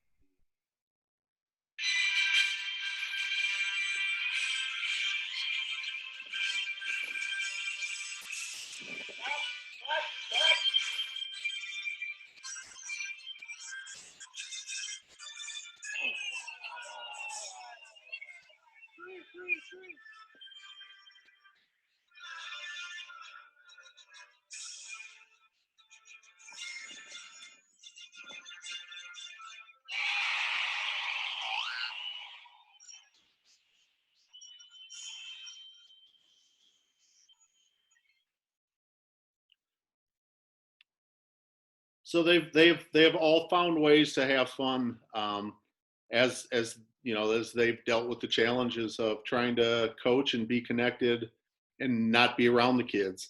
The next thing was May 8th was supposed to be the day of the Athena Awards banquet that Aston and Scott and I usually go to with our recipient, their family, and their coaches. Anna Keith was our Athena Award winner this year. Anna has been involved in track all 4 years at St. Louis Park. She's been involved in cross country as well. She's dabbled in basketball and she's dabbled in tennis. She's a great all-around kid. She was a key member to our girls' conference championship team last spring and was poised to do really big things this spring out on the track. If you ought to forward it, Aston, I think we've got a couple more pictures of Anna competing. And then the last one is her senior picture. So what the Athena committee is doing, since they're not having the banquet, is they're putting together a booklet for every one of the Athena Award winners. The Athena Awards is split into 2 sides. There's one that's done on the east side over in St. Paul, and then there's one that's for the Minneapolis and the west side of the river. the one we're part of on the west side, they're putting together a book to send out to all of the kids to be able to have as a keepsake since they don't have the banquet. So I just wanted to make sure, that we recognized Anna for all her wonderful accomplishments. She'll be going to the U of M this fall. And yeah, she's a great kid, and she's a great recipient of this award. And then lastly, the high school league, John Malaya, who's the high school league's media director, kind of started maybe 3 weeks ago a thing called Be the Light Minnesota, where different schools were lighting up their stadiums, and everybody's kind of taken it and gone their own direction with it. Chaska-Chan, District 112, they've done it a couple different nights for 112 minutes because they're District 112. There's other districts where they're doing it every Monday night for 20 minutes and 20 seconds. And when Sarah and Aston and I talked about it, we really just talked about wanting to make sure whatever we did wasn't just doing it just for the sake of doing it. And somehow we wanted to keep students at the center and have it be about our students and not just about Andy going up and turning the lights on a certain night and leaving them on just for the novelty of it and because that's what everybody else was doing. So, here's what Sarah and Matt in communications put together, and it's absolutely wonderful.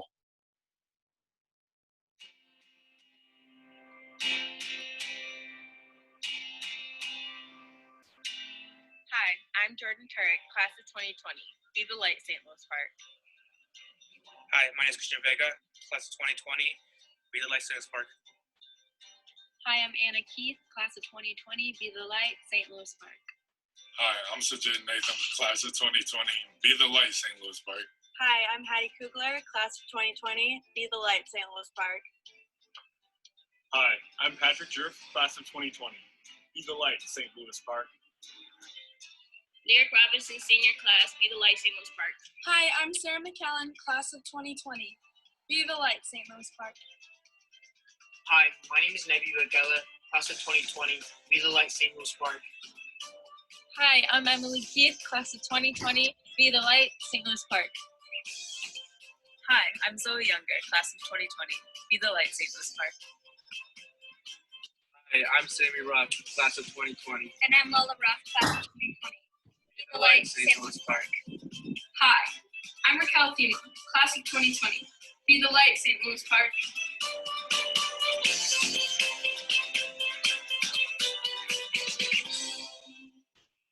So I think Matt and Sarah did a great job. The kids had a ton of fun with it. When I reached out to them, I just said, yes or no, give me a commitment. If you can't do it, not a big deal. And every single kid said, yes, I want to be part of it. So I'd like to thank Matt and Sarah for all their hard work on it. Yeah, that was absolutely fantastic. I miss our students too. I have 3 of them in my house and I still loved seeing all of them on the screen instead. Thank you so much, Andy, for making that happen, and then Sarah and Matt for putting it together. Anybody have any other questions for Andy tonight? Not a question, just I know that if under normal circumstances we would have had Anna in for a spotlight, and so I just want to acknowledge that we miss her and that we miss being able to do that right now. So congrats to Anna Keith.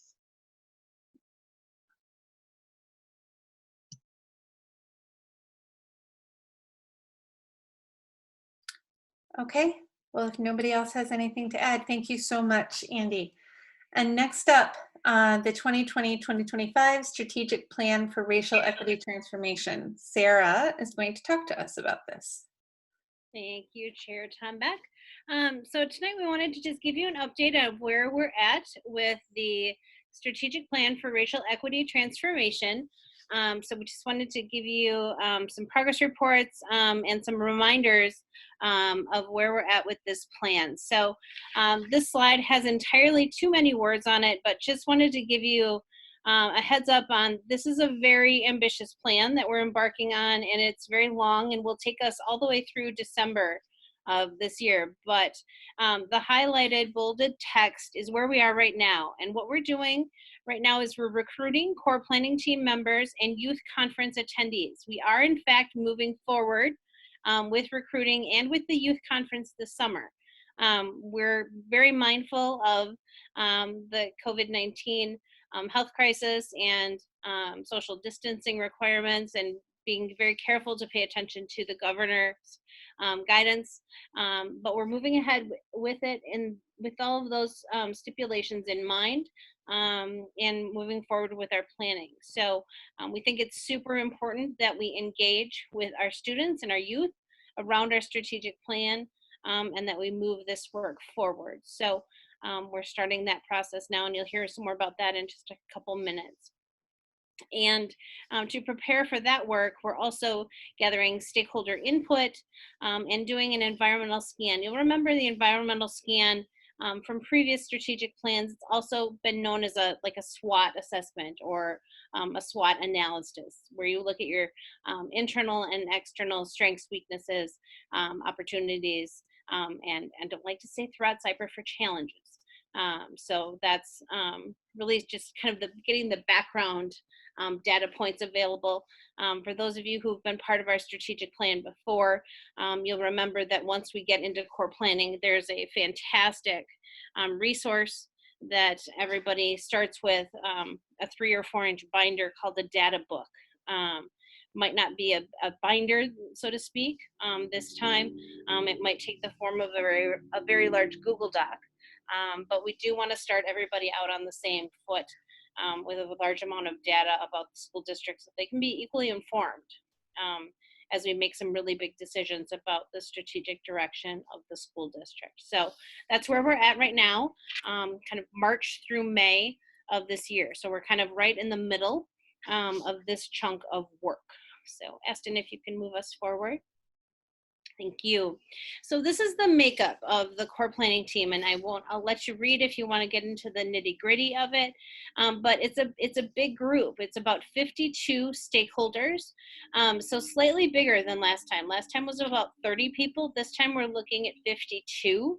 And part of the increase in size is that, if you remember my conversation about how this new plan will be put together, this new plan is truly a strategic plan for racial equity transformation. And so this is an umbrella plan that will truly include cabinet and principals across the district to truly be the umbrella plan for the district. It will include all of our work to make sure that it is all aligned for the purpose of increasing student achievement and reducing racial disparities among our students. And so hence, we need more people at the table to make sure that we're not isolating any one group, and make sure that all of our work is in alignment across all of our discipline areas, across all of our different schools, and across all of our different departments. And so you'll see here that the team representation is very broad.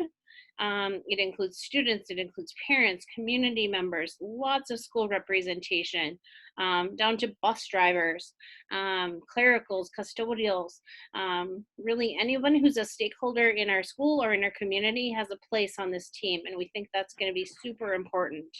And so we'll be advertising for team members, as well as recruiting. And so you'll be, as school board members, getting an ask as well to help us recruit for this team. And so we're going to be sending out applications soon, asking for them to be returned by June 1st, and hoping that we can select the team by June 15th, because as you'll see in a minute, there's going to be a kickoff start of this work in August.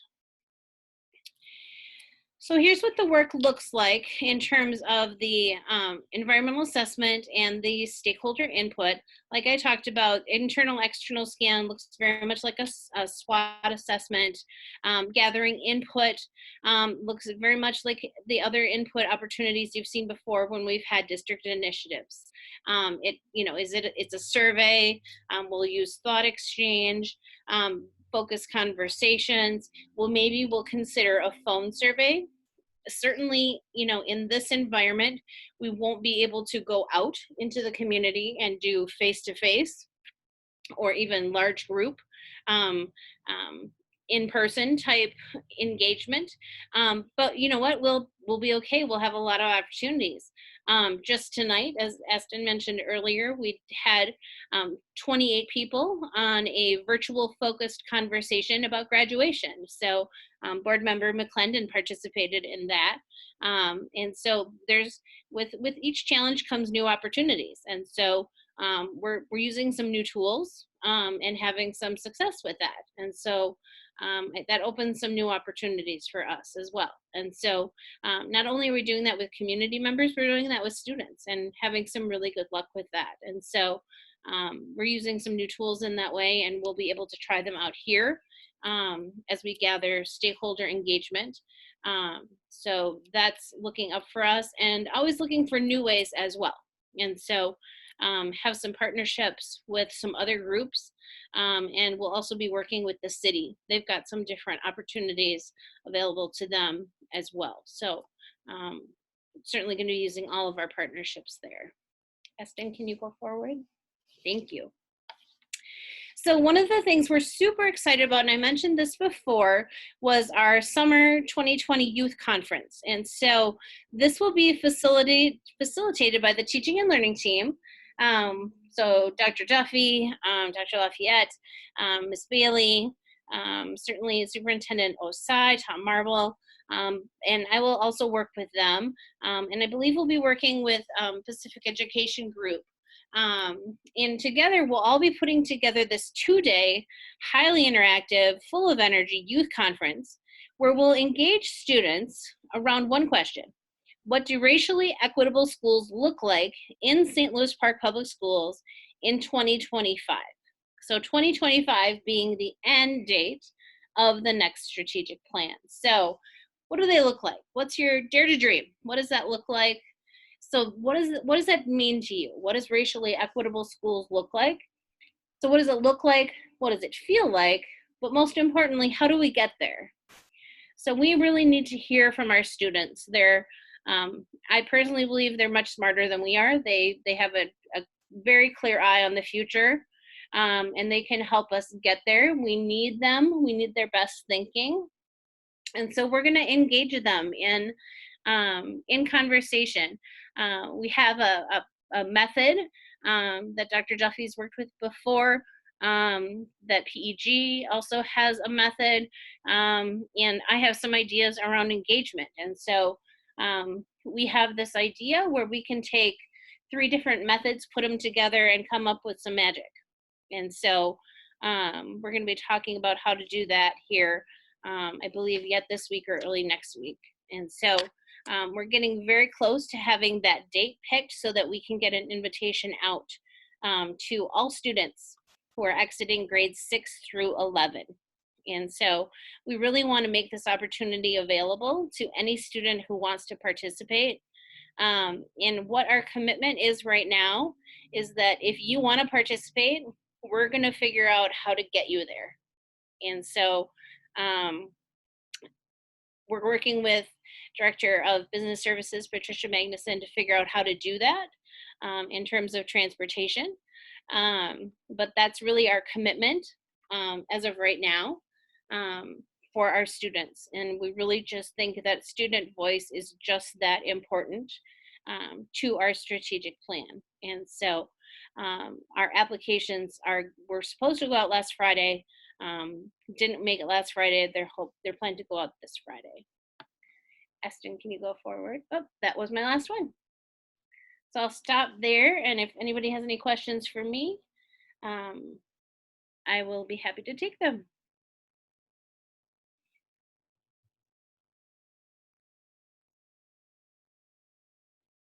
Okay, I don't think so, Sarah. You anticipated all of our questions. Well, I do have. Well, I do have a question. Okay, come on, you guys. I just couldn't take it off mute fast enough. You're too quick for me.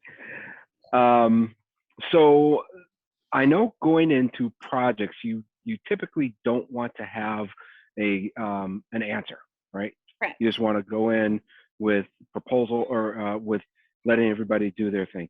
But do you kind of have a idea on what that would look like, the end product? The strategic plan as a whole? or as the content? as what the future looks like for being racially equitable. It's a huge question, I know. It is a really huge question. Sounds like a doctoral thesis to me. I have many ideas, but they're personal Sarah Thompson ideas. I think that Okay. Ken, to get to where you're headed is really why we need to go through the process, right? We need the input from all of our stakeholders. We need to hear from students. We need to hear from parents and guardians. We need to hear from our staff. We need to hear from all of our leadership to really find out what does it mean to them. Because if we don't have all of their perspectives, we're not ever going to achieve it, because we've got to go there together. We can't have any one person's vision, because it won't work, right?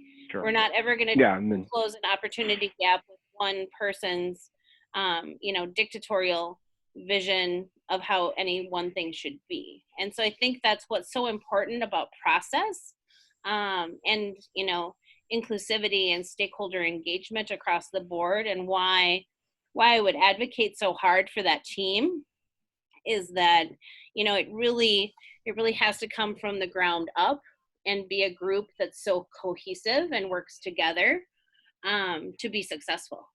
Ubuntu, yeah. Mm-hmm. And having a diverse group participate. So. And participate is the key word, is not just show up, but actually show up and participate. Yeah, show up and participate and be engaged in the work, right? So, not just hold on the chair, but be engaged in the work, and be engaged in the work so much so that you're present and you take the work with you, right? So that you go back to your corner of the community and you talk about the work with your family and your friends and perhaps your religious community or wherever you work, so that you're carrying the message of, I'm part of this core planning team. We're considering these things for the schools and how we deliver education, what do you think about that? And so that there's 52 people, but if each of those 52 people can engage another 25, that math goes way far beyond what I'm capable of, but it's a lot.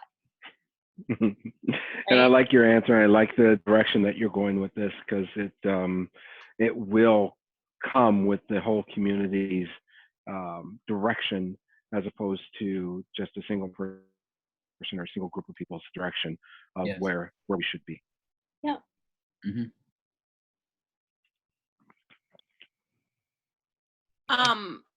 Sarah, I have a question. This is Laura speaking.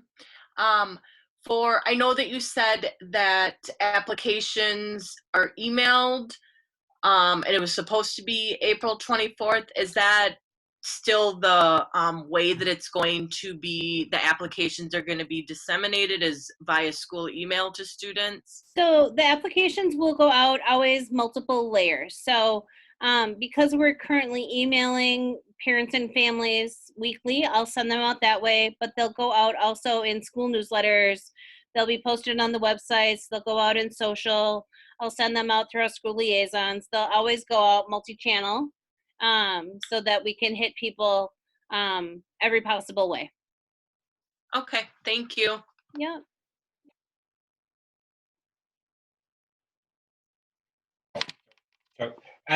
So my question is about that sort of diversity of the people who are participating, and how we're looking for that either in recruitment or as we go along, and sort of checking that along the way. I saw a lot about like the numbers of people from places, and I'm just wondering how we're sort of looking to reflect on the participation and how that matches up or overcompensates or whatever for what our district has.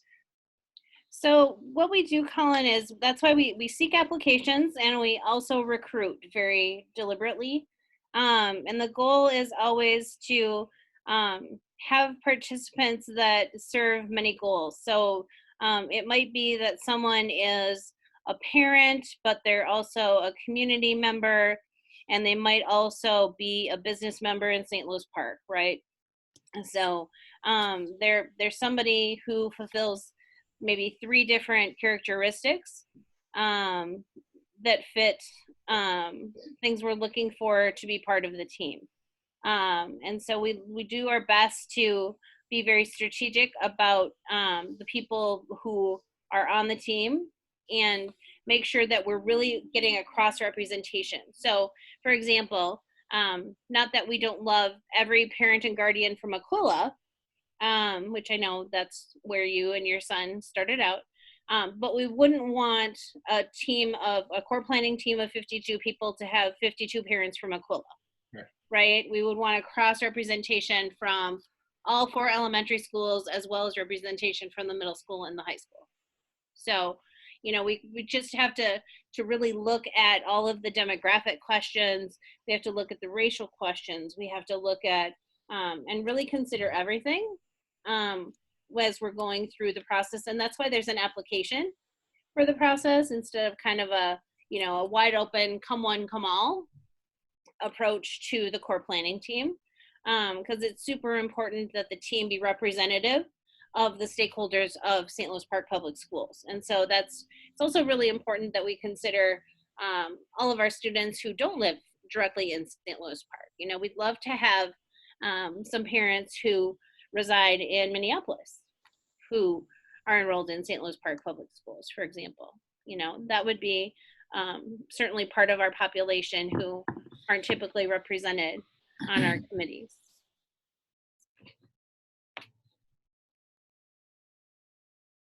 All right, there we go. Right, I'm unmuted, right? Okay. I can say from being on some of the different committees that I've been on that there's been some good diversity, but I just wanted to make sure, it seemed like it would go hand in hand with something like this that we're talking about, race equity, that we make sure that that audience that participating in there reflects our community as well. So yeah, and it's going to be true for the core planning team and for the youth conference. Okay. Yeah.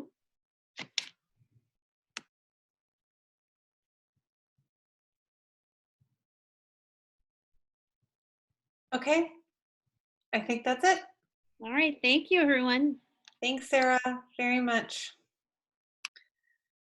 Okay, next up, Patricia Magnuson, Director of Business Services, will share information about operating capital lease levy and capital projects levy budgets for fiscal year 2021. Thank you very much, Patricia. Thank you, Chair Tom Beck, Superintendent Osai, and members of the board. Tonight, we are recommending that the school board approve the draft operating capital lease levy and capital projects levy budgets. And capital projects levy is for technology, and this is for fiscal year 2021. And the reason we're asking for this now is that many of the capital requests will require lead time, so we can get quotes and bids and do our selection of vendors and have delivery occur prior to the start of school this fall for the 2021 school year. And board approval tonight will allow us to get going on those items that require advance approval. And all of these items will be included in the final budget that's approved by the school board in June. So I think the next slide, this is the second year you've seen this. We made a few changes to the format. I think everything just keeps improving and getting better every year with feedback and input from Finance Advisory Committee and from the school board and staff. So what I want to do is just show you what you have here. Now, Sarah mentioned she had a busy slide. Like, this is a very busy spreadsheet, but I think it's important for you to just understand the framework we're looking at. So at the very top, if you just look at the columns, fiscal year 2021, the first column of numbers, that's the column we're talking about tonight for operating capital. Then if you go all the way over to the right, there's 2 unhighlighted columns. That's the 2021 lease levy column that's part of tonight's approval. And then the next column is the capital projects levy for technology that's included tonight. The 3 columns that are shaded are for operating capital because we're carrying a sizable fund balance in operating capital. I wanted to portray for the board a thoughtful spend down of that fund balance to meet some of the needs while we're going through construction and some of the untapped needs that can only be funded through operating capital. So I want the board to be rest assured that we are looking out into the future and trying to be very mindful about using fund balance. Now, operating capital, the revenue comes to us based on the number of students and based on the age and square footage of our buildings. So it's an annual funding source that can only be used for operating capital items. So even if we wanted to, we could not use these funds to hire additional teachers, to reduce class size, or to buy things out of the general fund. However, the reverse is true. If the board adopted a budget that had these things paid for from the general fund, we could. So it's very important that we are strategic about the use of operating capital funds and are thoughtful about staying ahead of the needs, because if a need becomes an emergency, we would have no choice but to spend it from the general fund if we didn't have a thoughtful process to be sure that the operating capital funds are used wisely. So while it's not a part of the general fund, the funds cannot help with general fund needs like staffing that we think about for class size. It's an important part of our funding from the legislature. So I'm just going to walk you through that first column for fiscal year 2021. Our beginning restricted fund balance, so it's a restricted fund within the general fund for operating capital, is $3,947,000. That's our current budgeted year-end balance as we end the year this year, fiscal year 2020 on June 30th. We believe that we have at least $320,000 that will be carrying over from the current year's budget, which will add to that fund balance as we start into next year. So we're trying to give the board a sense of the funds available. The levy that the board adopted in December of 2019 included the levy for operating capital. The state sets aside, establishes a funding source that's based on building age and square footage and student numbers, as I said earlier, but it's funded through a combination of state aid and levy. It's just one of those levies are one of those funding sources that's split that way. So the levy for fiscal year 2021 is $753,415, already established and has been levied for property taxes payable in 2020. And then there was a levy adjustment in that same levy, so there's a cleanup for student numbers that are clarified over time. And then the other part of the funding formula is state aid. So that $465,000 is our estimated state aid for operating capital. So in total, we're adding revenue for next year of $1.5 million. If we add that to the beginning fund balance, we have sources of funds available for operating capital of $5.456 million. So then we have a breakdown. We categorize the operating capital in a different way this year. So this first category is department ongoing expenses. So these are things that we have been able to move out of the general fund. We're funding through operating capital because the Minnesota requirements allow us under UFARs to pay for these items from operating capital. So you can see all the departments. I think it's alphabetical. I tried to make sure I had it alphabetical.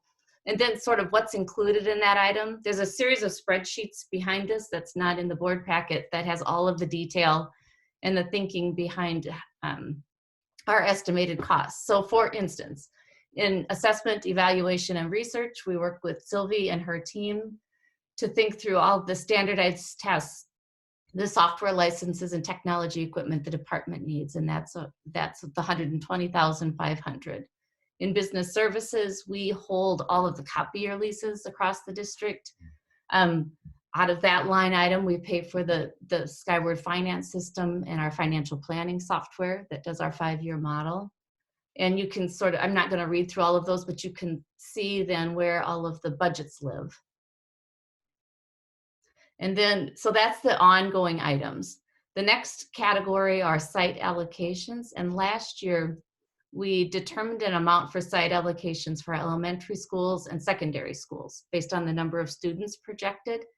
And so that's for student needs or classroom needs for operating capital items. So it's items that might be used by students in the classroom that are non-consumable. If a principal wants to replace a chair or change the books in the media center, that kind of thing. Under high school athletics and activities and middle school athletics and activities, we've set aside an amount for uniform replacement. This year we also have in the high school line item an amount for musical instrument replacement. We haven't had that set aside in operating capital, and we're trying to put a little bit of a focus on the music program at the high school and make sure we have funds set aside as they begin to make decisions about whether we need to replace instruments. And then the last line item is for site facilities. So this is for our building maintenance team and Tom Bravo we set aside amounts in operating capital for little things that come up throughout the year. So this is different than the deferred maintenance funds in long-term facilities maintenance or the building projects that the voters approved. These are the little mats in the doorways and garbage cans and little pieces of air handling equipment that might go awry. As you see, it doesn't add up to very much, but it's a little amount that each building maintenance team member will then have to fund those items in the buildings. So those are allocations, and then we track them by those account codes.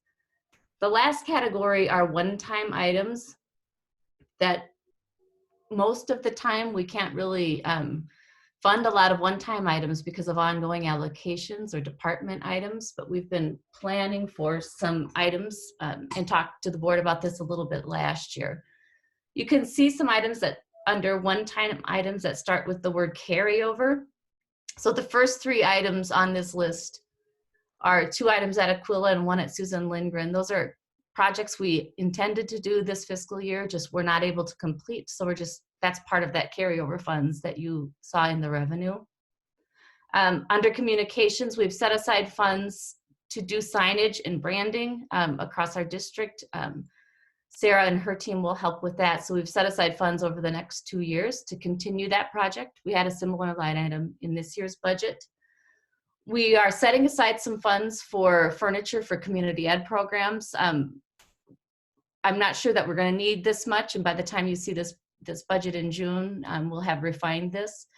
But there's really not a way for community ed. They don't have a site allocation.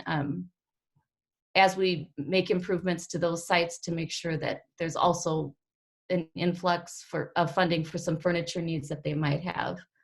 The next item is a carryover. Patrick and his team were able to reserve some funds out of this year's budget, fiscal year 2020, unspent funds for textbooks. So we're carrying that over to supplement next year's budget. And then we have a dump truck that is in dire need of replacement. We weren't satisfied with the specs and just took our time to make sure we get it right.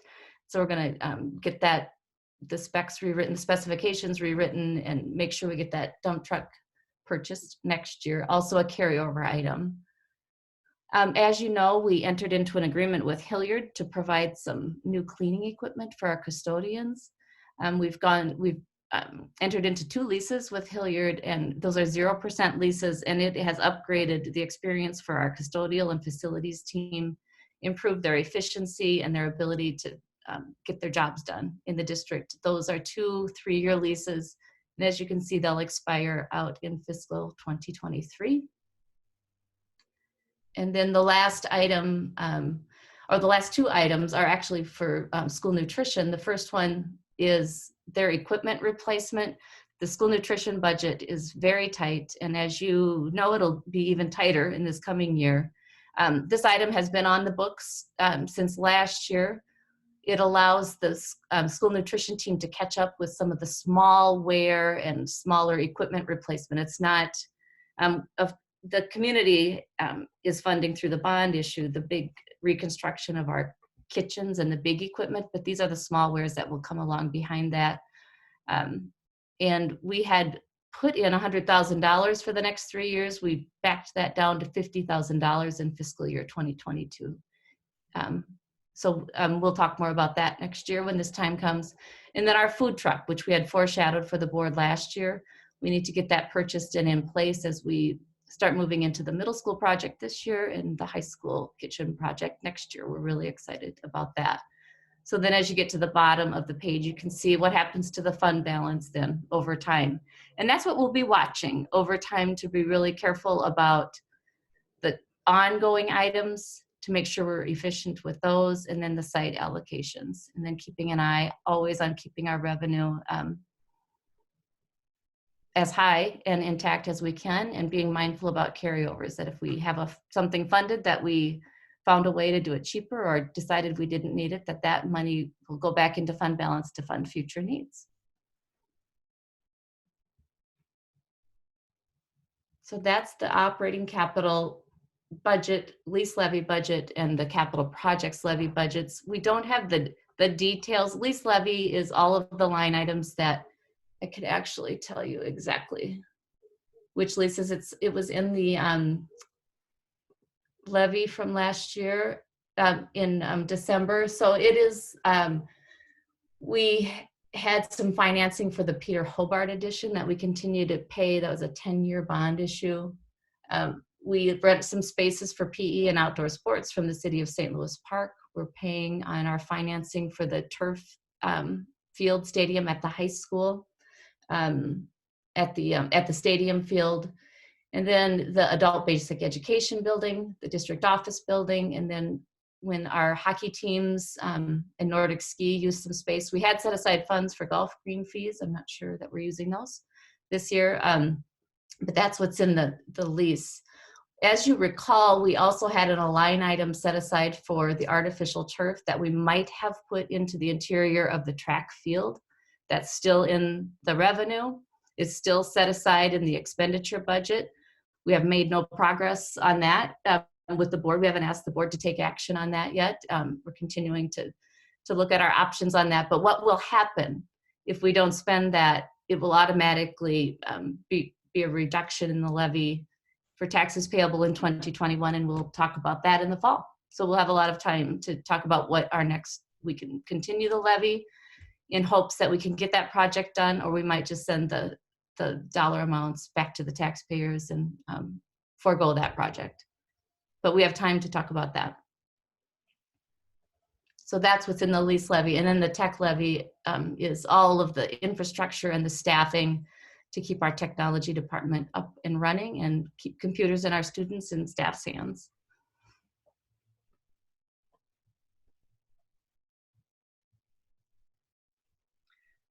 Okay, thank you, Patricia. We are going to be asked to approve this tonight at our action agenda. So please ask any questions that you have.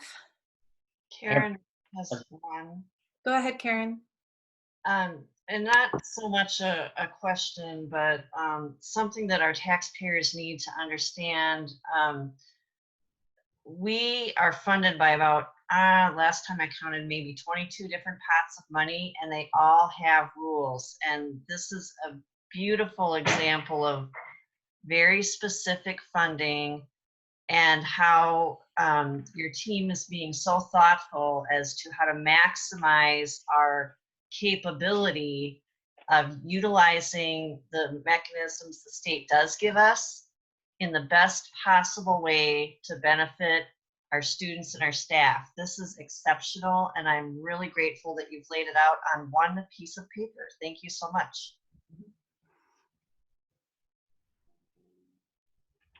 This Yeah, is I wanted Ken. to sort of say the same thing, which is just appreciate you, Patricia, and in particular explaining that piece about general fund money being able to use in this category, but not the other way around.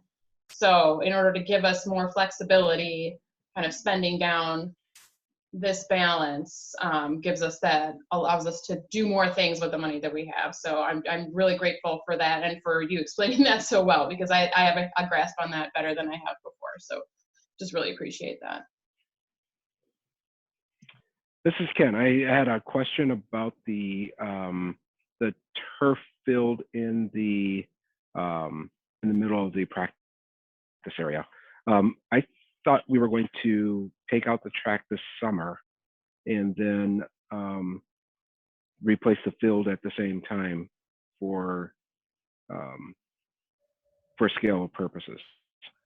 Is that, did I misunderstand some of that there? Yeah, that was the original plan, and you might recall that we ran into some issues with the Minnehaha Creek Watershed District and Yep. the amount of With land the that we watershed. disrupt. In fact, I believe we're meeting tomorrow with that team to continue to talk about what our options are. Because of timing, we for sure are not able to do that project this summer. And we're going to keep talking about what our options are and how much it would cost to be sure that we stay within the rules of the watershed district. So we'll bring those items back to the board, and now we've just got the luxury of time again, because obviously we wanted, and Andy and for our students, we wanted that project done this summer, but this summer is off the table, and now we'll just talk about whether the project stays on the table, given the costs that it might entail. And then if it does, does the board continue to want to fund it through lease levy? And we can have that discussion first in September with the preliminary levy, and then finalize it in December. Does that also affect the replacement of the track? Yes, and I don't know if Andy's okay. still on, but I think they were pretty satisfied with the work we were able to do on the track to do some repairs of cracks. Okay. To make it safe and usable. So we're just delaying that entire project, and we're able to make some corrections to the track in the meantime. Will you clarify one thing for me? The food truck? Are we talking a literal food truck, or are we talking a truck to move food? It looks like we're running. Thank you for clarifying. I think I've had somebody say that to me before, and I keep intending to. Yes, it's not a food truck in the let's serve food out of a truck style. It's the truck that would move food from our new central kitchen at the high school. Very good. That's what I thought, and I wanted to make sure before I approved anything. I need to think of a new term for that. I mean, if it was a revenue generator, maybe, we could look into a food truck, but I'm sure that would have its stipulations too. So thank you. Mm-hmm.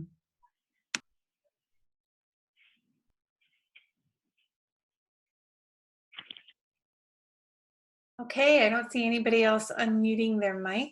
So thank you very much, Patricia, and we will return to this at the action agenda.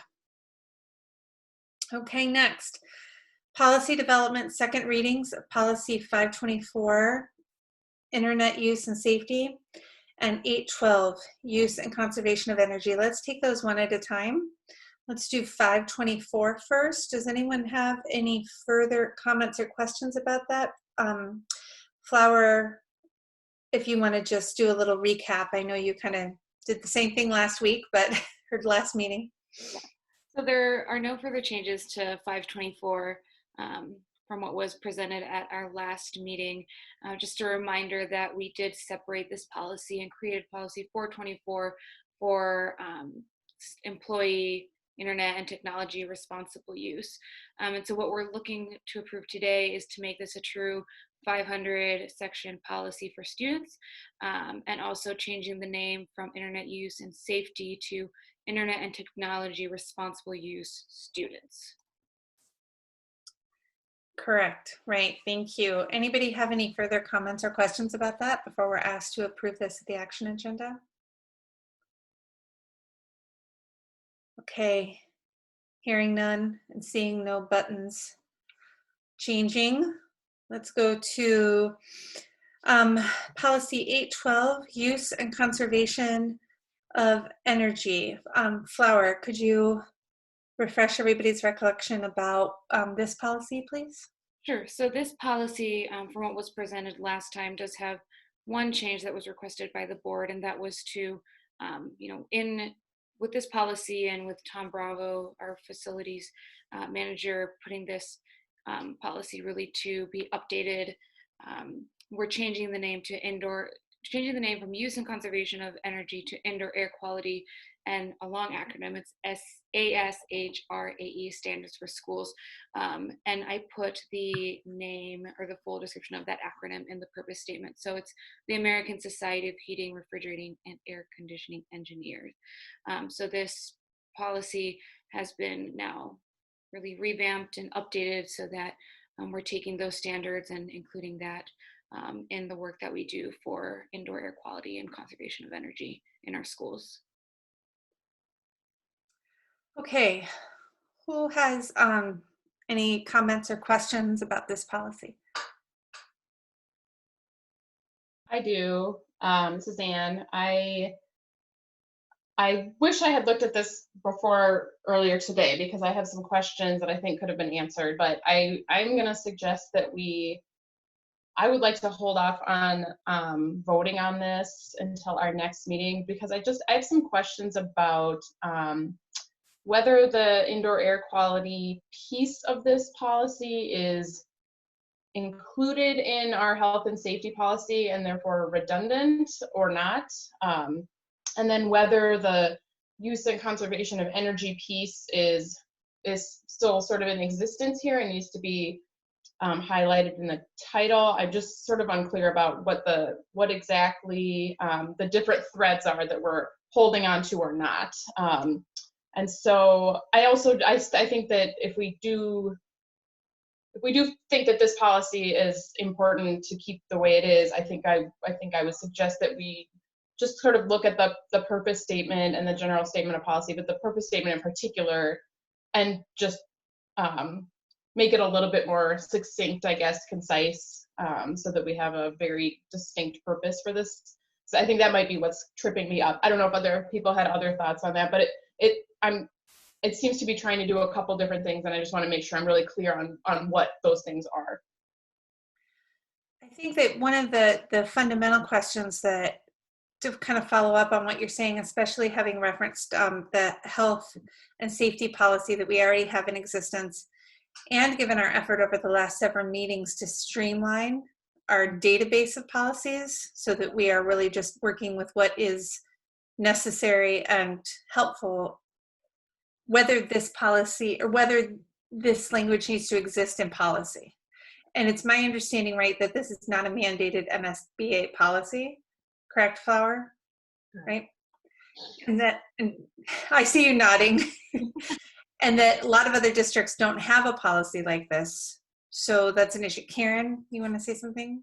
And I agree with Anne and just want to point out we're going to need to have a motion to remove it off the action agenda and want to put that on Anne and Mary to take care of smoothly. Would we remove it from the action agenda, Karen, or could we move to postpone? Move to postpone. Yeah. So we can definitely, if other people agree, that could be a motion that would be entertained at that time. But does anybody have any other comments about the substance of the policy? Or whether you're in favor of pushing it to a third reading, potentially removing it? I wish we could have had our policy committee because it would have helped deal with this, but we're in different times. So I appreciate that Anne considered it and raised these questions. We really need to look at it from a holistic standpoint. And if we don't need the policy, and if it's covered in another dimension, then I agree. It's something that we need to be very thoughtful about. And I think part of it, Anne, right, that you confirmed with Tom Bravo was that much of what's in there are just a regurgitation, for lack of a better word, of some regulatory requirements. I did confirm that the ASHRAE standards, the thing that Flower said she spelled out, the American Society of Heating, Refrigerating, and Air Conditioning Engineers, is a regulatory standard that is recommended or required by MDE and I think the Department of Health. So it's not, we don't normally put the specific law or, regulating statute in the policy purpose statement or in a title of a policy. We just say our intention is to comply with the law and the and regulations. So right, we certainly don't have a policy on every single regulatory requirement that the district.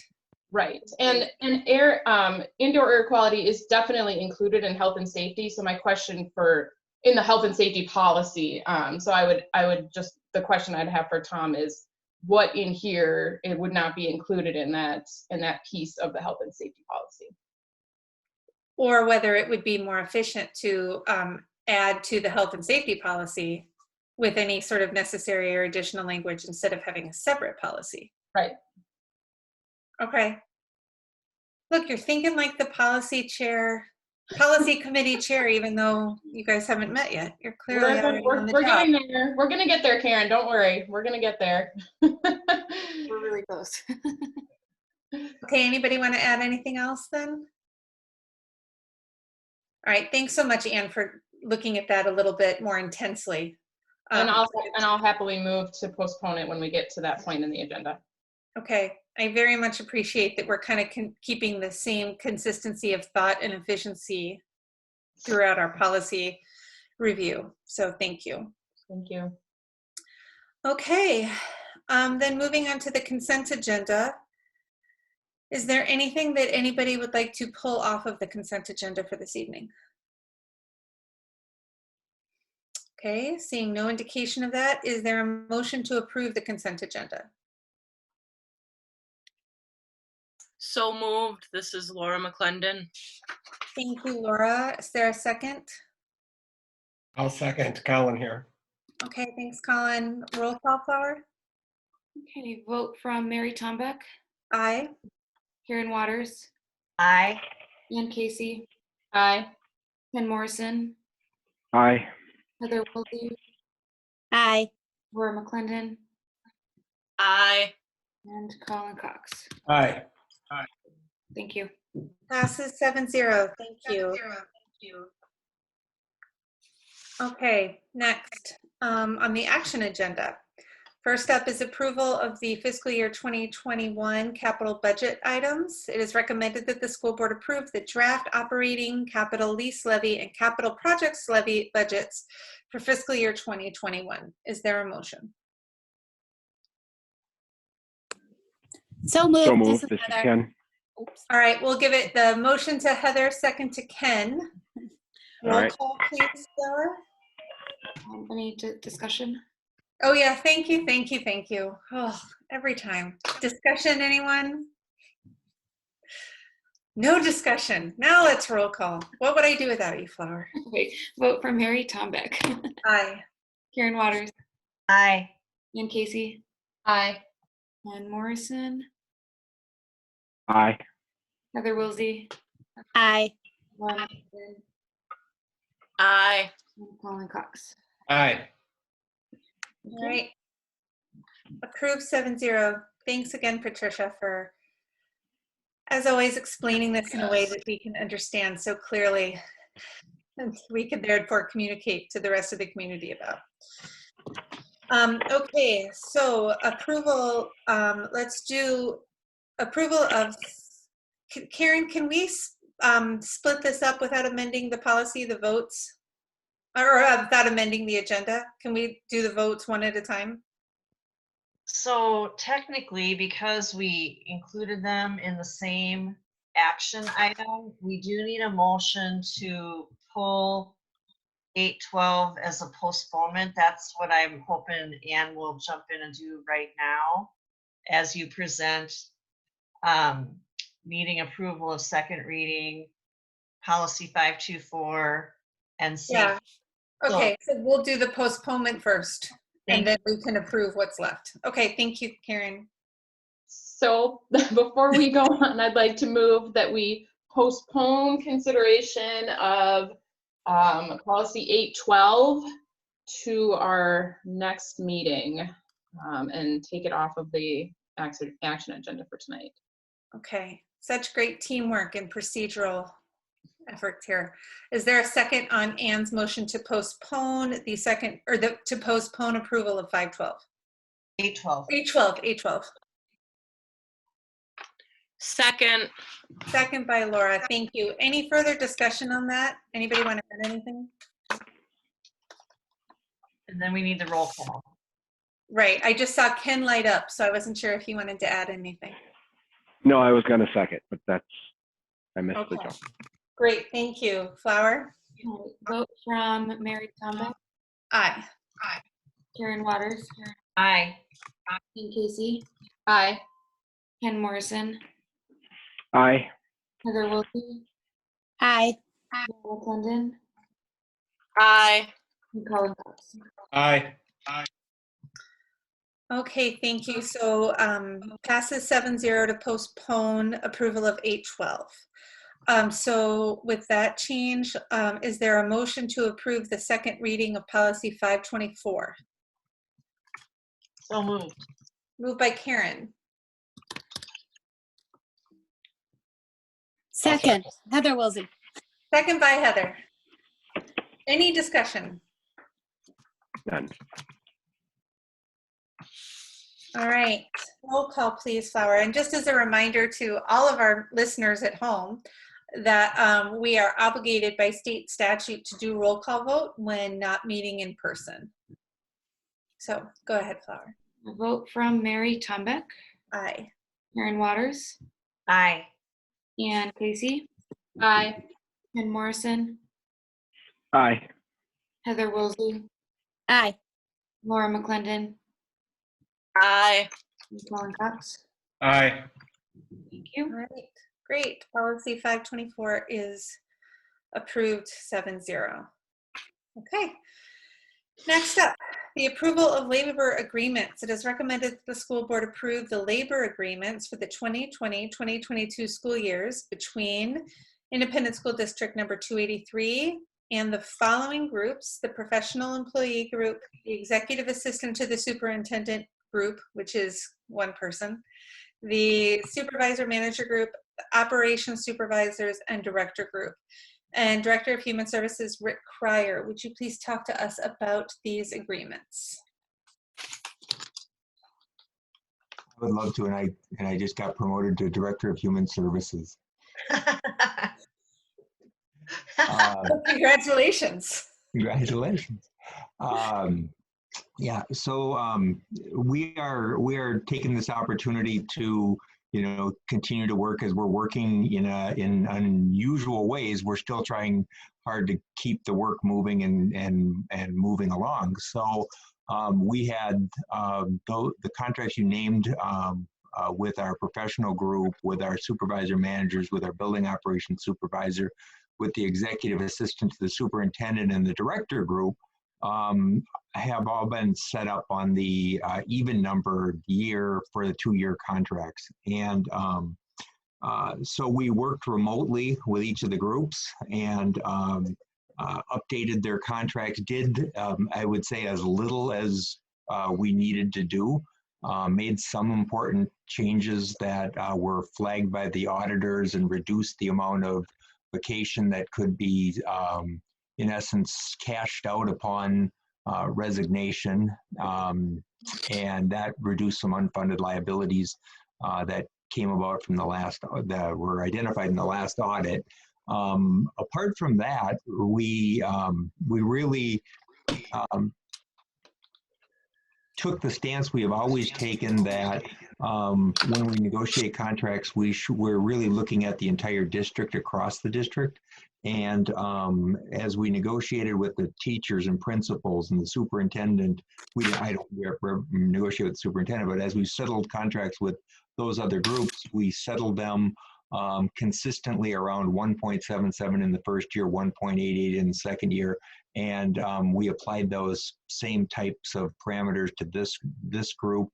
And we're also happy that we were able to now, for the first time, have the health insurance contributions identical from the professional group all the way to the superintendent, directors, principals, supervisor managers. All of those are all consistent. And we've talked about this with the board, that our philosophy has been trying to keep our health insurance contributions roughly the same for all groups, and not that as you make more, you also get more health insurance contributions. So we've been flattening that relationship and holding down the top a little bit as we've been accelerating the groups until they've all caught up. So Those were the big things that we did in this round with these groups, and I was very impressed working with the groups that they tolerated the distance negotiating or distance exchange.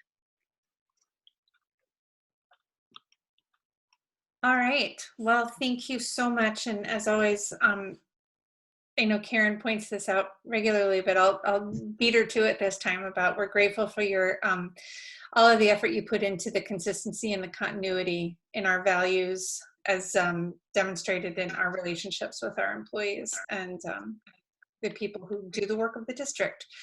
So thank you so much for all of that. And thank you to the groups for, as Rick said, for moving forward under these surreal circumstances. That's going to be my new description for the next couple of days anyway. Surreal. Okay, so is there a motion to approve the labor agreements as presented? Mary or Chair Tombeck, I have a question, please. Oh, sure, we can do it now. Sorry. I was going to do it when I asked for discussion because I was going to remember to do that. But go ahead.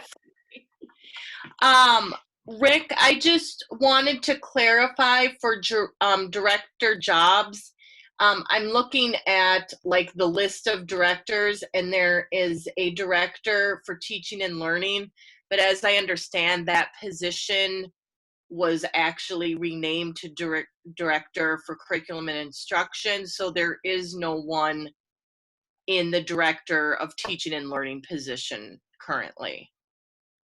It is true that the position of Director of Teaching and Learning is vacant, but it's not true that it was renamed Curriculum Instruction. We purposefully left that as an active title that's not currently being used, could be used in the future, but the way we're currently structured, the superintendent felt that the position as it's being operated is really a Director of Curriculum and Instruction. And it's not overarching all of our teaching and learning functions and leading across, all of those assessment and curriculum and student services and others. So, and EL and all of that. So since it's not really truly a director of teaching and learning, we separated those. We have it for the future, but we're not using it now. Okay, thank you for the clarification. Laura, since you're unmuted, do you want to make a motion? Yes, I so move to approve the labor agreements. Thank you very much. Is there a second? Second. Second by Karen. Any further discussion or questions? Okay. Yes, Colin. No, never mind. He's just getting ready for roll call. Okay, roll call, Flower. I get a vote from Mary Tombeck. Aye. Karen Waters. Aye. Ann Casey. Aye. Ken Morrison. Aye. Heather Wilsey. Aye. Laura McClendon. Aye. And Colin Cox. Aye. Great, thank you. Wonderful. All of the labor agreements pass 7-0. Okay, communications and transmittals. Does anybody have anything to talk about tonight? Karen? Yes, thank you, Mary. I really want to give a shout out to the St. Louis Park Public Schools Foundation. They have really stepped up in a big way to honor our seniors, the class of 2020. They've put together a community-wide sign. I don't know if you can see it very well, but the St. Louis Park Public Schools Foundation is launching a community-wide effort to celebrate our seniors. Show your park pride for the class of 2020 by planting a lawn sign in front of your yard for all to see. So you don't just have to be the family of a senior to be in on this gig. The class of 2020 will finish its senior year at home instead of cruising the halls with friends, attending prom, starring in one final performance, or playing in one last game. Your donation will help fund future innovative classroom grants for St. Louis Park students for years to come. So these signs are $15. It's super duper easy to go to the slppsf.org website to order one. And I do want to give a shout out to the board members of this group. DJ Ham is the president and chair. Richard Webb is vice chair. Brent Whittington is treasurer. Bob Hendrickson is past treasurer. Mary Bloomgren, beloved former media specialist at PSI. Jerry Timian, former board member. Bruce Richardson, former board member. Ken Morrison, current board member. Lisa Stein, Ingrid Culp, Fritz Vandover, Sarah Thompson, Dave Klein for the Community and Youth Fund, Elena Perry, Community and Youth Fund, Rhoda Quick, Community and Youth Fund, and Chris Culp, an at-large board member. This group of people works really hard to raise money that can be used to do grants that are helping our teachers reach out for reading, transitions, math, creativity. They did send out a special appeal in Superintendent Osai's flow to reach out to teachers in this time of COVID-19. What else can we do to help you make this work? So really want to thank the foundation for making this effort on behalf of our seniors. And $15. What a great price to pay for something that's not just going to honor our class of 2020, but it's going to benefit our kids in all of our other grades as they use this money to award grants to teachers for doing innovative things in the classroom. So thank you, Foundation. And I'll just add that Heather Wilsey is our foundation liaison. So yeah, she you took all my transmittals for this week, Karen. I'm so sorry, but Karen is our resident senior parent, so it's a gray area. Sorry, I will say that I bought mine on the website this morning. So super easy. You can even add a few extra dollars if you want to contribute to the foundation. So yeah, and I will just also add that it was just, you know, our staff has got a million things on their plate right now. And the foundation was considering this, and it was, you know, a couple of pleading emails from some folks, and they had it done within days. So we are as grateful as ever for the work of the foundation. Thank you so much, everybody. Anyone else have anything? Heather clearly doesn't now because Karen's. Well, I can finish for what we talked about last week real quick. Please do. I'll just finish because, as Karen said, the board grants all this money to teachers for innovative projects, and normally there's a grant share night, which should have been April 15th, but for obvious reasons it wasn't. So they're trying to sort of figure out a way to honor these projects that were, you know, done and created by the teachers. And so they're kind of working on that. The other thing is as Karen also said, there is a plea out for teachers to tell the foundation what they need, because maybe the next year, instead of giving out smaller individual grants, the board is considering maybe larger school-wide grants or grade level grants or something that might support teachers and grade levels and students, most importantly students, during this time. So we're just trying to figure out if it's going to look a little different next year than it has in the past based on the needs of the teachers. And so if there are teachers listening, please fill out the survey so that the board, who genuinely wants to help you, can get some feedback and make a determination about the best way to spend this money, especially this money they're raising through the signs. So that's all I have to share. Thank you. Colin. I have two quick items. One, I was going to say, you don't even have to have a senior to make a contribution to this effort. So I've done that and said that this is a really important thing for our community. So encourage people, spread the word about that this money that they raise and is helpful in so many ways. And you can make a contribution anytime you want. It's very simple. Go online. And the second thing I was going to say is I did have the opportunity to participate in the virtual Peter Hope Art Imagination Fair. It was really exciting to see that it was right around the COVID time where things started shutting down, that they were set to do their Imagination Fair. And they went online and shared some of the things. They have a short video. It was really cute to see how these kids were thinking and doing and demonstrating and presenting their information. And so just encourage people to seek that out and take a look at it if they haven't done so. Thank you. Thanks, Colin. I'm not muted. Anyone else? I have two quick things.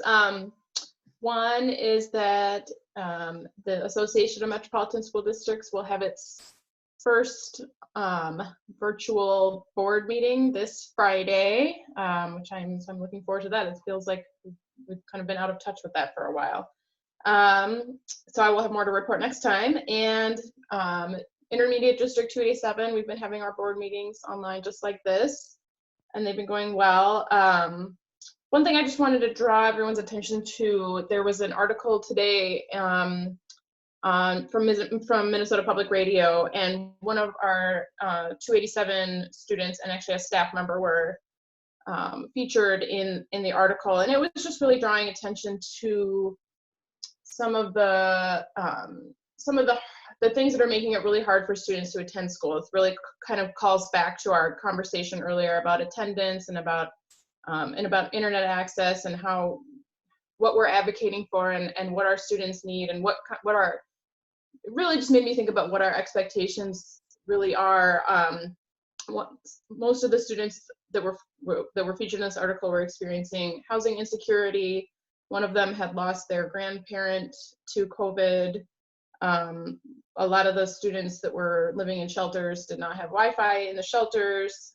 There was one other student who had a job, but her hours were being cut, and it was in a nursing home, so it was a high-risk area. And then because she's still a student, she doesn't qualify for unemployment. And so these are really big. I don't even know what to I don't know what to say, how to process that to this group right now. Just other than to say, this is way bigger than just school or what we're doing at school to increase attendance. We can do everything that we can do, and if students don't have homes and if they don't have internet access and if they and their families can't make a living wage, I don't know. So whatever you can do to continue to show up and advocate for all those things for our students in this surreal, thank you, Mary, situation, but also to know that that isn't a surreal experience for many of our students.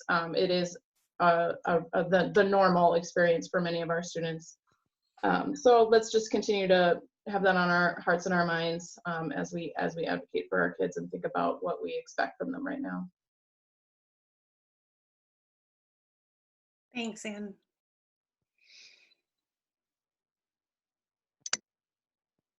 Ken, do you have anything? Nope, I don't have anything going on. Okay. I just want to share or remind folks that we have a listening session planned for Wednesday night. Karen and I will be able to be there. Perhaps one other board member. If there's any other board member who wants to participate, let me know. Otherwise, it'll be Karen and I who will be in a Zoom meeting room waiting for whoever wants to ask any questions or talk about any issues. This is one of the opportunities that we are able to offer for kind of more one-on-one or in-depth dialogue about questions that folks have that we aren't really able to offer during open forums, which we're not doing at this point in time anyway.